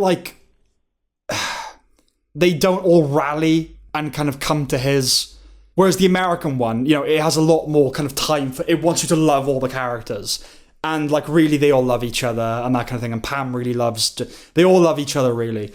That's not the case in the British office. There's like a sense of, oh, Tim probably doesn't mind David all that much. Yeah. And he probably doesn't like that he's picked on by other people. And and you pointed out, didn't you, that like when Tim is recommending that Gareth take David's job, that probably was sincere. Yeah, like they, beneath it all, there's some good feeling. But it's not icky, oh, we all really like each other kind of thing. It's that Michael Schur thing, which is fine, like that suited that. But it feels like now the Australian thing adaptation it's leaning more towards that, which is, oh, we really want them all to like each other, but it hasn't earned it. It's just doing what the other officers did, Yeah. No, go back and watch the original one. It's the best, and it always will be. Okay.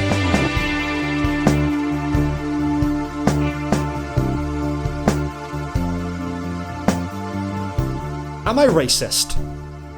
Are you asking me this now? Like an hour 50 into the recording? Do you want to discuss this now? It's an hour 50, are we? Yeah. Oh, fuck. Okay. It begins with a quote, "The only remedy to past discrimination is present discrimination," from Ibram X. Kendi. So here we go. These people are fucking cooked. It's professionally made. It's not a documentary. And not just because it's implicitly polemical, because then we'd need another name for what Michael Moore does. It's more Borat. Yeah, this is the Republican Borat, basically. Yeah, okay. It's Matt Walsh playing an ironic character. It's a Daily Wire thing. Yeah. It's sort of a spiritual successor to What is a Woman, right? But for race. Yeah. It's clever how they build the narrative and thread it throughout, very reminiscent of Borat. I anticipated cringe, and I got it. He starts by doing a land acknowledgement, which has come up on this podcast before. Yeah. But right off the bat, I actually felt bad for the hosts that were going along with this nonsense, because they just want to be good people, and they live in a culture that insists that this is good. You got to feel a bit sorry for them. The Moana problem is great. Yeah. I love that idea, and one of multiple contradictions in the DEI movement flagged up by this film. It's important to point out how ridiculous all this is, and while I might have some compassion for those whose brains have been warped by this crap, the ones raking in thousands of dollars from it, I do not. Yeah, and I think this is one of the areas in which I think this film has the edge over Borat. Mm-hmm. So I mean, I don't want this to turn this review into a this versus Borat thing. Borat's a better film. Yeah. Yeah. But one of the things that I really didn't like about the sequel in Borat, and I don't know if I would feel the same way about the first one because it's been a while since I've seen it. Yeah. But it does feel like after a while he starts targeting people that really don't deserve to be the target. People who are in no power. Yeah. And that's why the one exception in this film is the hosts. Yeah. And that's just funny. It's a bit like, oh God, why? But other than that, it's people that make money. Yeah, exactly, yeah. People who make money, people who are in positions of power, absolutely, like, they deserve to be kind of satirised and the contradictions of what they're selling be pointed out. Yes. But if it's just a person that's like just running a shop, or someone who's rodeo. Yeah, someone at a rodeo, someone just like living their life. Yeah. It's like, well, what can they do, really? What damage are they doing? Exactly. Yeah. Yes, and the people in this are just awful. Yeah. The woman running that first seminar, for instance, her being in a circle of white people makes her mentally unsafe. Yeah. That she spent a lot of time in white spaces, for better or worse. But she's willing to do it for, what was it, like $20,000? Yeah, what an odious human whatever she is. she's charging for it. Even the non-experts are also fucking tedious. They all talk in that same way, like, everything's a question. I'm going to lean into being brave and uncomfortable. I appreciate that question. It's some version of Bill Lumbergh from Office Space, that vague passive-aggressiveness, harbouring a Fargo-esque ocean of rage. Yeah. Actually, I am right, and you're being very disruptive right now, and I'm going to need you to leave or else. It's a tone of non-committal non-conviction, which is especially insane and grating considering the sweeping and outlandish proclamations they make. Right. So they will say America should be burned to the ground. But it's with a tone of America's fucking evil. And you're like, oh my God, you can't say a sentence like that with not committing to it. Yeah. That's bizarre. Some girl made a video screaming at some college kid because he had a police sticker on his laptop. She's the leader of BLM in Phoenix. She charges $1,500 for their conversation, during which, patronising, white-splaining, mansplaining incoming, she says cognitive dissonance, which of course would just mean thinking differently. Ironically, the race to dinner made me feel a bit sick. That felt like glimpsing a world where we're not supposed to see. It felt almost fetishistic, didn't it? Oh, it is a fetish. Like you're going to pay fetish. us for us to come to your house and berate you. Yeah. Oh no, it is white middle class women fetish. Yeah, that's Yeah. what it is.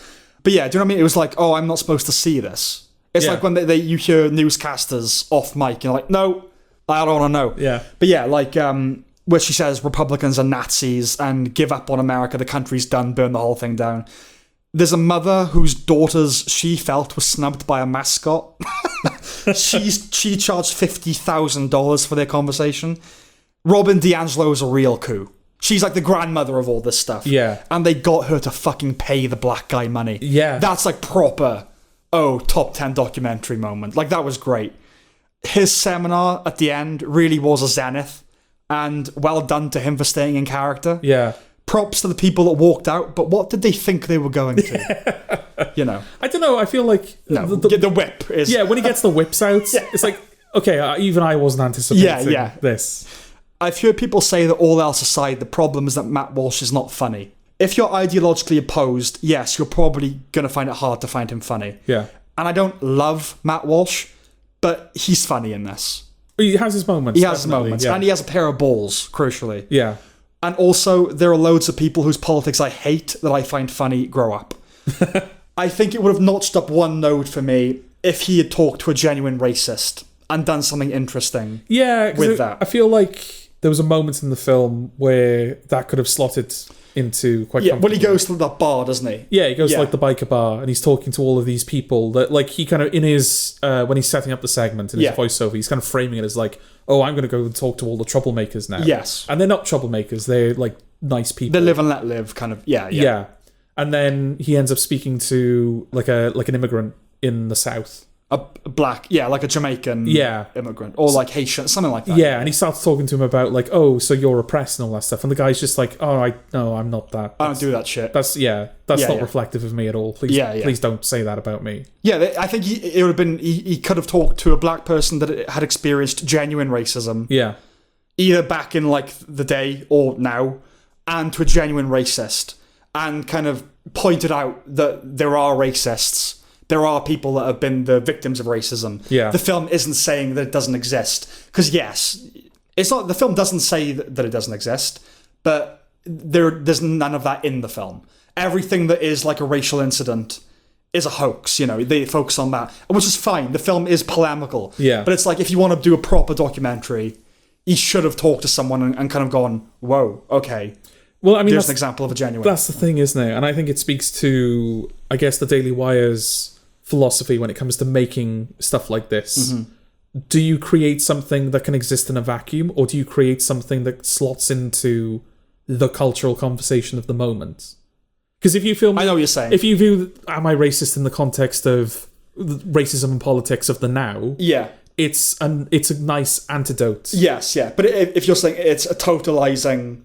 You have to read this essay in 100 years. Yeah. Does it have everything you need to know from it? Yeah, if you wanted to do the documentary on racism in 2024, he hasn't done that. No, it's a rebuttal. Yeah. Yeah, no, okay, fair enough, yeah. I didn't like the final monologue. I agreed with it, but I didn't like its presence in the film. It's the second time now where he's made a film and he's kind of ruined it at the end. Not ruined it, but Yeah, made it imperfect. Yeah. Well, it's a dream sequence in this, so it's having its cake as well. Yeah. On top of that. But yeah, something subtler would have been better. No big speech about the point of the film. No. And like you said, What Is a Woman similarly had a final scene that was unsatisfying. This is better than What Is a Woman, I think. These films are the peak, really, of Daily Wire content, I think. I did have to look away a fair bit, but I thought it was very good. And there's a funny post-credit scene. where he calls the book that has the book. He calls the bookstore that has the book nigger. Yes, of course. And he's like, "What do I do if I want to call and ask for this book?" Yeah. He's like, "It starts with N." She's like, "I'm going to need more." It's yeah, that was funny. It's nice as well because I got the impression that the person that he was calling knew what he was talking about, Of course, but didn't want to acknowledge that she knew. at the very end, he goes, "You know what I'm talking about, though, right?" She goes, "Yes." So he does care to say it. Yeah. That's it, really. That's all I have to say. Is that where the film is kind of at its strongest, when it's him milking those scenes, like those scenes where there's a book that he can't say the name of. There's that. I think the film is at its best when it's pointing out the contradictions. So the Moana problem, where he's talking to this woman and he says, "My daughter wants to be Moana." And that's great because, hey, representation of non-white princesses. But do I buy her the costume? And the woman's like, He kind of ties her up in a knot. Yeah. That, and then, yes, when he talking about reparations with Robin DiAngelo, and he gives the black guy money. And, yes, she kind of has to reckon with, well, why wouldn't you do that right now? You can make an actual difference right now, rather than speaking about it in systemic terms. Just give this guy money. And, of course, she kind of has to do it. Yeah. That was the film at its best for me. But yes, no, there is great stuff as well, like milking those moments. Yeah. And these people are mad. They're so mad. You know, it's this black woman talking to a group of basically entirely white people saying, "For better or worse, I've lived most of my life in white spaces." I don't know how do you have such low self-esteem you don't just go, "Who the fuck do you think you're talking to?" Yeah. What are you talking about?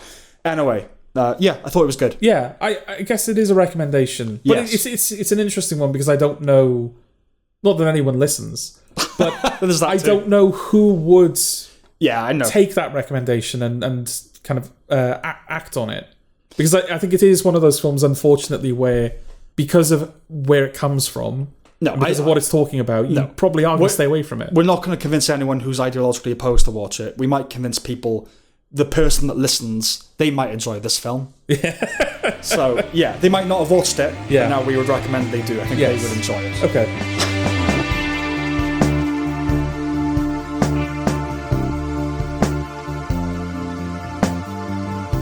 And finally, Joker, Folie À Deux. What's it about, George? Joker, Folie À Deux. Or as it should have been called, Joker 2, The Joke's on You. This film stars Wacky Phoenix and Radio Gaga as two people trying their best with the material that they've got. Okay. I mean, is that your prepared statement? I don't know what this film is really about, Sam, because I don't know if the film knows what it's about. Let's start by saying, giving our 2-word review, which is, it's bad. Yeah, we didn't like the first one. I think that's context worth saying. Yes, didn't like the first one. No. That wouldn't have mattered. Like, if this was good, it would have been good. Yeah. Right? But yes, it's bad. I rolled my eyes from the first frame with the Looney Tunes opening. I know you said you thought that was like the best thing about it. That's the only bit of the film I like. And it is the best thing about it. Yeah. But just like, we're doing this, are we? We're doing the wacky kind of breaking the format. I just didn't like it from the off. That's the thing. It's the bit of the film that I liked, but it's also, I do have a problem with it because I don't know, as we alluded to like at the beginning of this episode, this is a film that tries to contextualize its creative choices. Yes. I.e. the fact that the music is happening. Yes. Because, in the context of this film, he is undergoing musical therapy to try and deal with his memories and his emotions and everything. And so that is imprinting on his perception of reality. They make no such justification for the Looney Tunes segment. No. Taken in a vacuum, I suppose it could be argued that the film is, because this was completely absent from the first one, it's floating the idea or putting forward the thing that will be at the heart of this film, which is that the Joker may be a separate personality to Arthur Fleck. Yes. He may have been taken over by the Joker, and so Arthur Fleck is innocent. Yeah. And it's the Joker that is coming out of him. Yes. But the film then goes on to give that character that exact, premise when he meets his lawyers. Because they say to him, we're going for, a split personality thing. Yeah. So it's not as if, we need to put it in this non-diegetic sequence because it's important to the film, but it's not anywhere in the story. Because it happens straight away. Yes. So, and there's no, animation-ness to the rest of the film. There really isn't. So why, is my question. Just as an entree to grab you and they're doing something visually inventive and, hey, awards. Do you know what I mean? Okay. It's that kind of thing, like, or subversive. Hey, it's going to be a cartoon now. Like, right. Okay. That's why I rolled my eyes, because like, oh, here we go. Yeah. Phoenix is doing what he's supposed to. He's not the problem. Lady Gaga holds her own against him, by which I mean she's not embarrassing. Yeah. I might even prefer Phoenix in this compared to the first, because there's more weariness as opposed to indulgent mania. Yeah. Some small issues to start with. Steve Coogan isn't American. What's Steve Coogan up to at the moment? I think they're doing another series of Alan Partridge. Okay, because this What We Do in the Shadows, he seems to be popping up in a couple more things. It feels like he's been over in America for a bit. Yeah. Now he's coming back, yeah. When Arthur signs the guard's buck, he crosses out, put on a happy face when the guard insults him, and writes, "I hope you get cancer," instead. Yeah. Surely that was an opportunity for a dark joke. Like a funny, witty thing to write, as opposed to something so stark. Yeah. It's puerile, which we could have expected. The problem is, though, they kind of set up in the first one that he's not a good comedian. No, but it could have been a bad joke. You know? Yeah. A joke, but a shitty one. Rather than, "I hope you get..." You meant to go, "Ooh, that's so offensive that he wrote that." Like, again, it's like a 13-year-old level of insult. It's like going on Wikipedia. It's that's the level of it. Is the dual personality thing meant to be surprising in this? I don't know if it was ever explicitly addressed in the first one, but when I watched Joker, while I never actually thought split personality, if someone had said to me that's what it was, I'd be like, yeah, I guess if you like. Okay. Well, that's the thing. I was under the impression that this film was putting forward that idea for the first time. I think it is. Which is why it front-loaded that in the animation sequence. It's just vague mental illness, right? Yeah, it's just... Well, that's the thing. It is, but it's also... Society has let him down. Yeah, yeah, sure. But I mean, like it's the pressure of the society that he lives in. That was the meme, right? We live in a society. Right. It was just put upon. Yeah, exactly. Yeah, he's the victim of the system, all that sort of thing. Yeah. Why wouldn't you go insane living in that world? Right. Okay.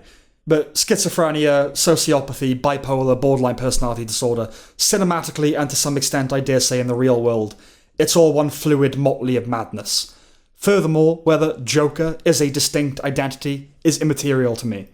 You think people like Arthur come out of a vacuum? You know, it's either nature or nurture, and we aren't responsible for either. I suppose this is more of a criticism of the insanity defense in general. You can't be sane in any meaningful way and be a multiple murderer, right?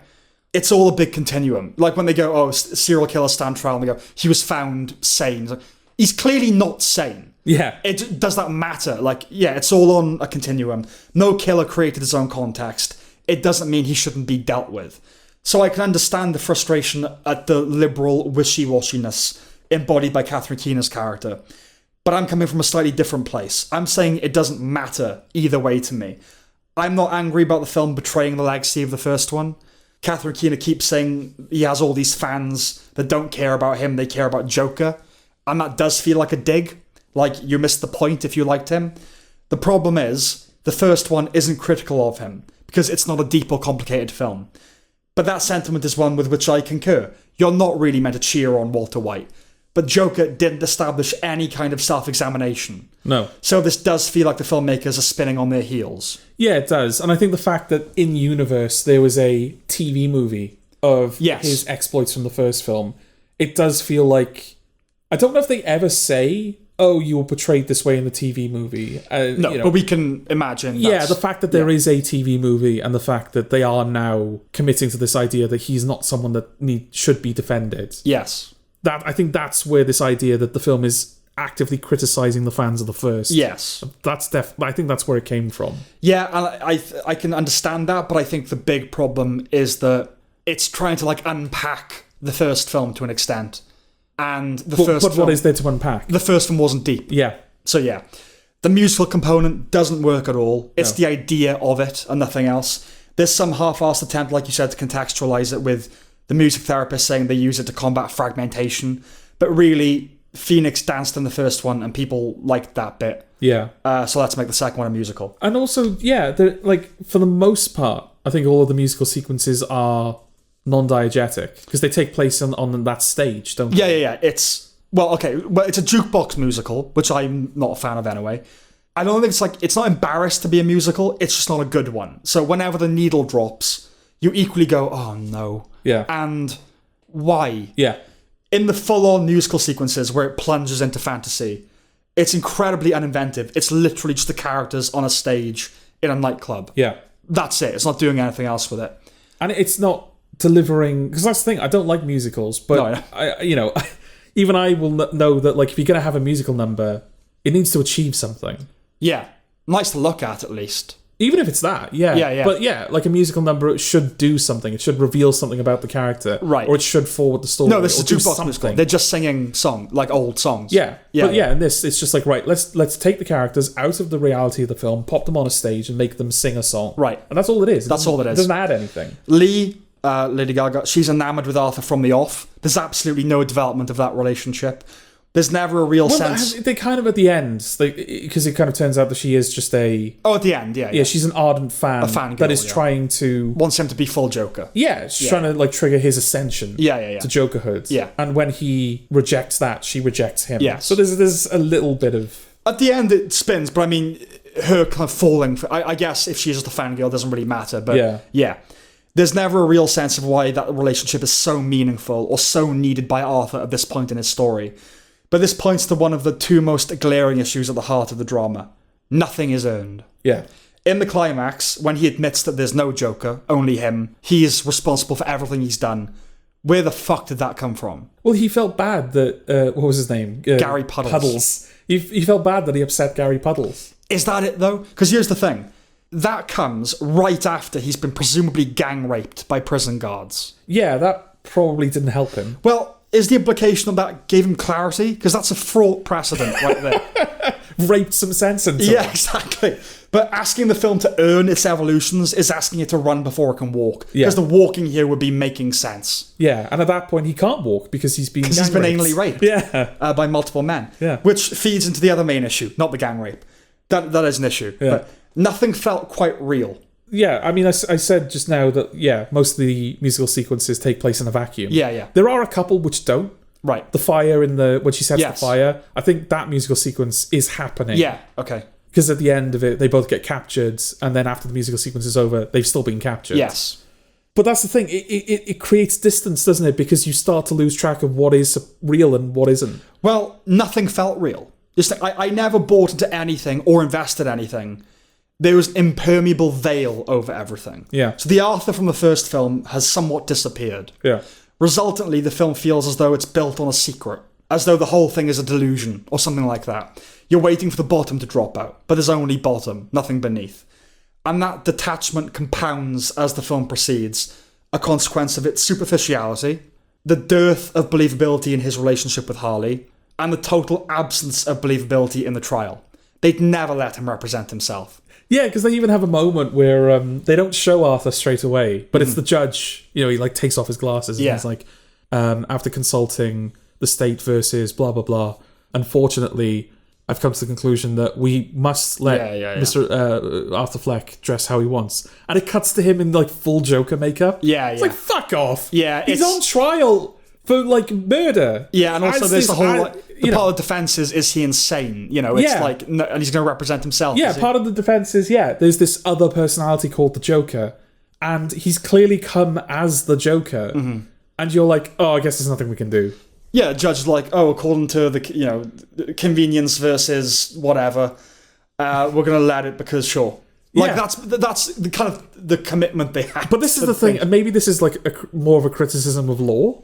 Right. But it's, we're doing that. I'm criticizing the insanity defense, and you're like, yeah. Yeah, but like, we have to let them do this thing because, as you said, convenience versus the state says we do. Yeah. Well, prior to convenience versus the state, you couldn't do that. Yeah. So what's different about what happened during convenience versus the state? Yeah. That can't happen here. Right. Yes, exactly. Yeah. Yeah. You like you said, the split personality has clearly come out. Yeah. If you're buying into the defense. Yeah. Surely that's enough to go, well, the man that is like Arthur Fleck is defending himself, and Arthur Fleck clearly isn't here right now. Yeah. So we can't have him do this. Another interesting little note there is, and it ties into Batman. You remember in The Dark Knight where Harvey Dent, he's in the back of the limo with Eric Roberts, and he flips the coin and he says, "You're a lucky man." And he flips it again and he goes, "He isn't. Who? Your driver." And he kills him. It's almost like this. It's like the split personality thing. Okay, we find you Arthur Fleck innocent. We find the Joker guilty. We're locking him up. Yeah. It's like, you're fucked either way. It doesn't matter that Arthur Fleck didn't do it. Yeah. It's the same body. I remember someone saying that Ricky Gervais, he's just David Brent. That's all he is. And I'm going, well, I share his face and vocal cords. But it's like, no, I'm not David Brent. Yeah. So it's quite literally litigating the first film. It reminds me of the second series of Broadchurch in that way, right? Yeah. On some level, it also feels like what they were attempting with Batman v Superman or Daredevil. All this popcorn carnage that we're not really asked to think about. Now this is the more ground level depiction of the fallout and human cost. So Joker was a spiraling descent into violence, but here we'll unpack the real pain and suffering. Yeah. Like Gary Puddles saying he can't sleep and he's been traumatized. And I apologise in advance, but is he called Puddles because he's close to the ground? Yeah, I didn't want to... I wanted to use his name because I was like, I can't describe him. I know. Because then that just sounds bad. I'm not above a short joke. Well, hey, incidentally, don't have a dwarf saying that made him feel so small. Yeah. Why didn't the Joker capitalise on that? Well, that's meant to be the moment where he's like, oh, I am a piece of shit. Yeah. So, but no, the Joker wouldn't be able stop you there. Yeah. When Phoenix started doing the Southern lawyer shtick, I really started losing patience with the film. I will say, in a sense, I prefer it to the first because the first is so loudly parroting its influences. At least this is trying something a little different. It's a total failure, but it's not a pound shop taxi king of comedy. Yeah. For one thing, it's unable to wallow so much in that pilfered Scorsese aesthetic that so characterised the first one, because this mostly goes between cells and prison rooms and the courtroom. Consequently, it's blander, but it's its own flavour of nothing. It's a pound shop iteration of itself. I'm not exonerating the film at all, but I think some of the bad reception can be explained by people being uncomfortable in the cinema when he starts singing, especially a cappella. I think people are more comfortable watching him psychologically suffer and murder people, which is another human quirk. I'm not grossly offended. I'm not even offended. It's not one of the worst films of the year. It's just rubbish. A big, hollow, perfunctory non-entity, as the first was. I was never a fan, so nothing has been lost. Yeah, I would agree with that. I will say, the nerve of it. Okay. Because it can't even get the Joker right. And then it decides, let's just do Harvey Dent as well. I forgot about that. Yeah. I completely forgot about Harvey Dent. Yeah, because it's not just a case of there's a character called Harvey Dent in it. Yeah. He gets half his face blown off. Yeah. At the end of the film. Right. Weird, considering that the Joker was the character closest to that explosion. I think he's literally in the explosion as it happens. Yeah. But Harvey Dent is the one that loses half a face? Yeah. I don't think we'll be troubled with a third one for obvious reasons. Yeah. No, definitely. Yeah. Do you buy into the what people have been saying about, like, the guy that kills Arthur, spoilers, Yeah. is actually the Joker? It's the word actually that I take issue with. Okay. You could say that character then becomes like a version of the Joker. He's obviously meant to be the Joker. Whether it's then like Batman in The Dark Knight Rises anyway, it's more an identity that gets passed down. Yeah. It's not, it's not the guy. But no, Arthur Fleck is obviously Joker. Yeah. And then, you see the guy in the background cutting his face. Yeah. But sure. But I don't think it was like, oh no, actually, he's the Joker. This is the guy that inspired the Joker. No. Arthur Fleck was the Joker. He was. Now this guy is the Joker too. I guess by the Joker, I think what we're saying is... I say we, I mean, like, the collective people that have been saying it. Was the Joker that has the scars on his mouth? And it's the Joker that will end up facing Batman. Okay, sure. Maybe. Age-wise, I guess. But I mean, really, all that's doing is just saying that violence begets violence. Yeah, he tried to atone, but he did what he did. Now he's going to face the consequences of that. And madness is, people, it's fucking contagious. Mad. And madness is mad. It's not a good film, and it's not a deep film at all. No. And I'd say not Quentin Tarantino so much, but like some good storytellers have come out and said it's actually really good. It's gonna be reevaluated in a few years as really good. No, it's not. No, it's not a good film at all. There's nothing to reevaluate. No, it's shallow. Yeah, definitely.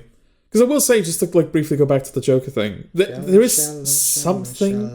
What are you doing? It's the Lady Gaga song from Star Is Born, In the Shallow, or whatever it is. Oh right. Yeah. Oh yeah, I've seen reviews on Letterboxd, I think it was, where the review is just Joker face, Joker face. Right. Okay. That's yeah, there's that as well. Okay. There is something about that idea that could work.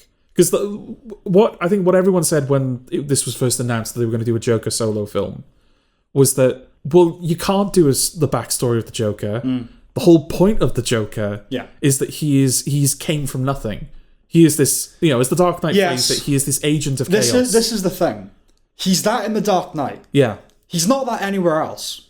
No, in the comics, he sometimes is. Yeah. But like everyone, that's to me, that's the best version of the Joker, the one that has no context. But everyone thinks of it as like, oh, it's a pollution of that idea.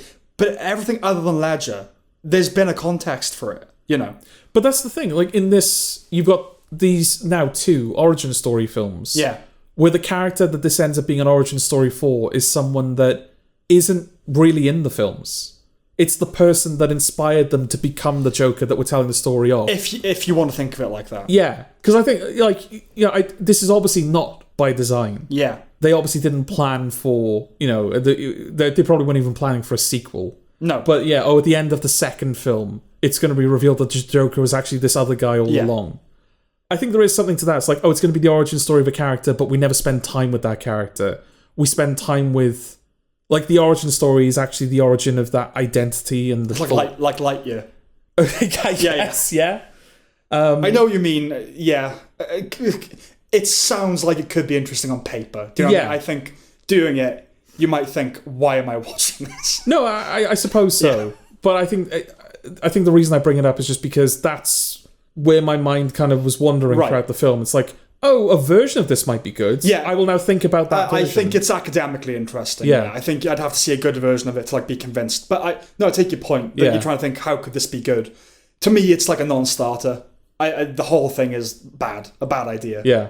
The first one too. Especially because, at least with the first one, like you said, because it's so clear where it's pulling its influences from, you kind of know, it kind of knows where it's going, because that's what Taxi Driver does. That's what King of Comedy does. But that's the thing. Even if there's nothing else you like about the first one, and even though it's a stolen aesthetic, it does look good.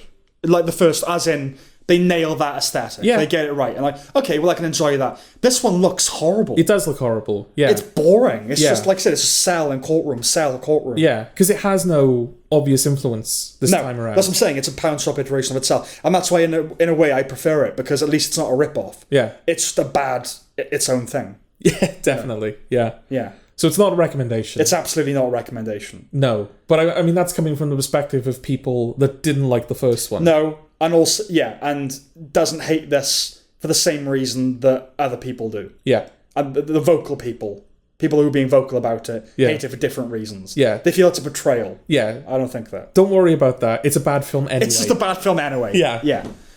And that's it, I think. That's all I got. That's all I got. Okay, then we will see you next time. Merry Christmas and all that. Well, you say that.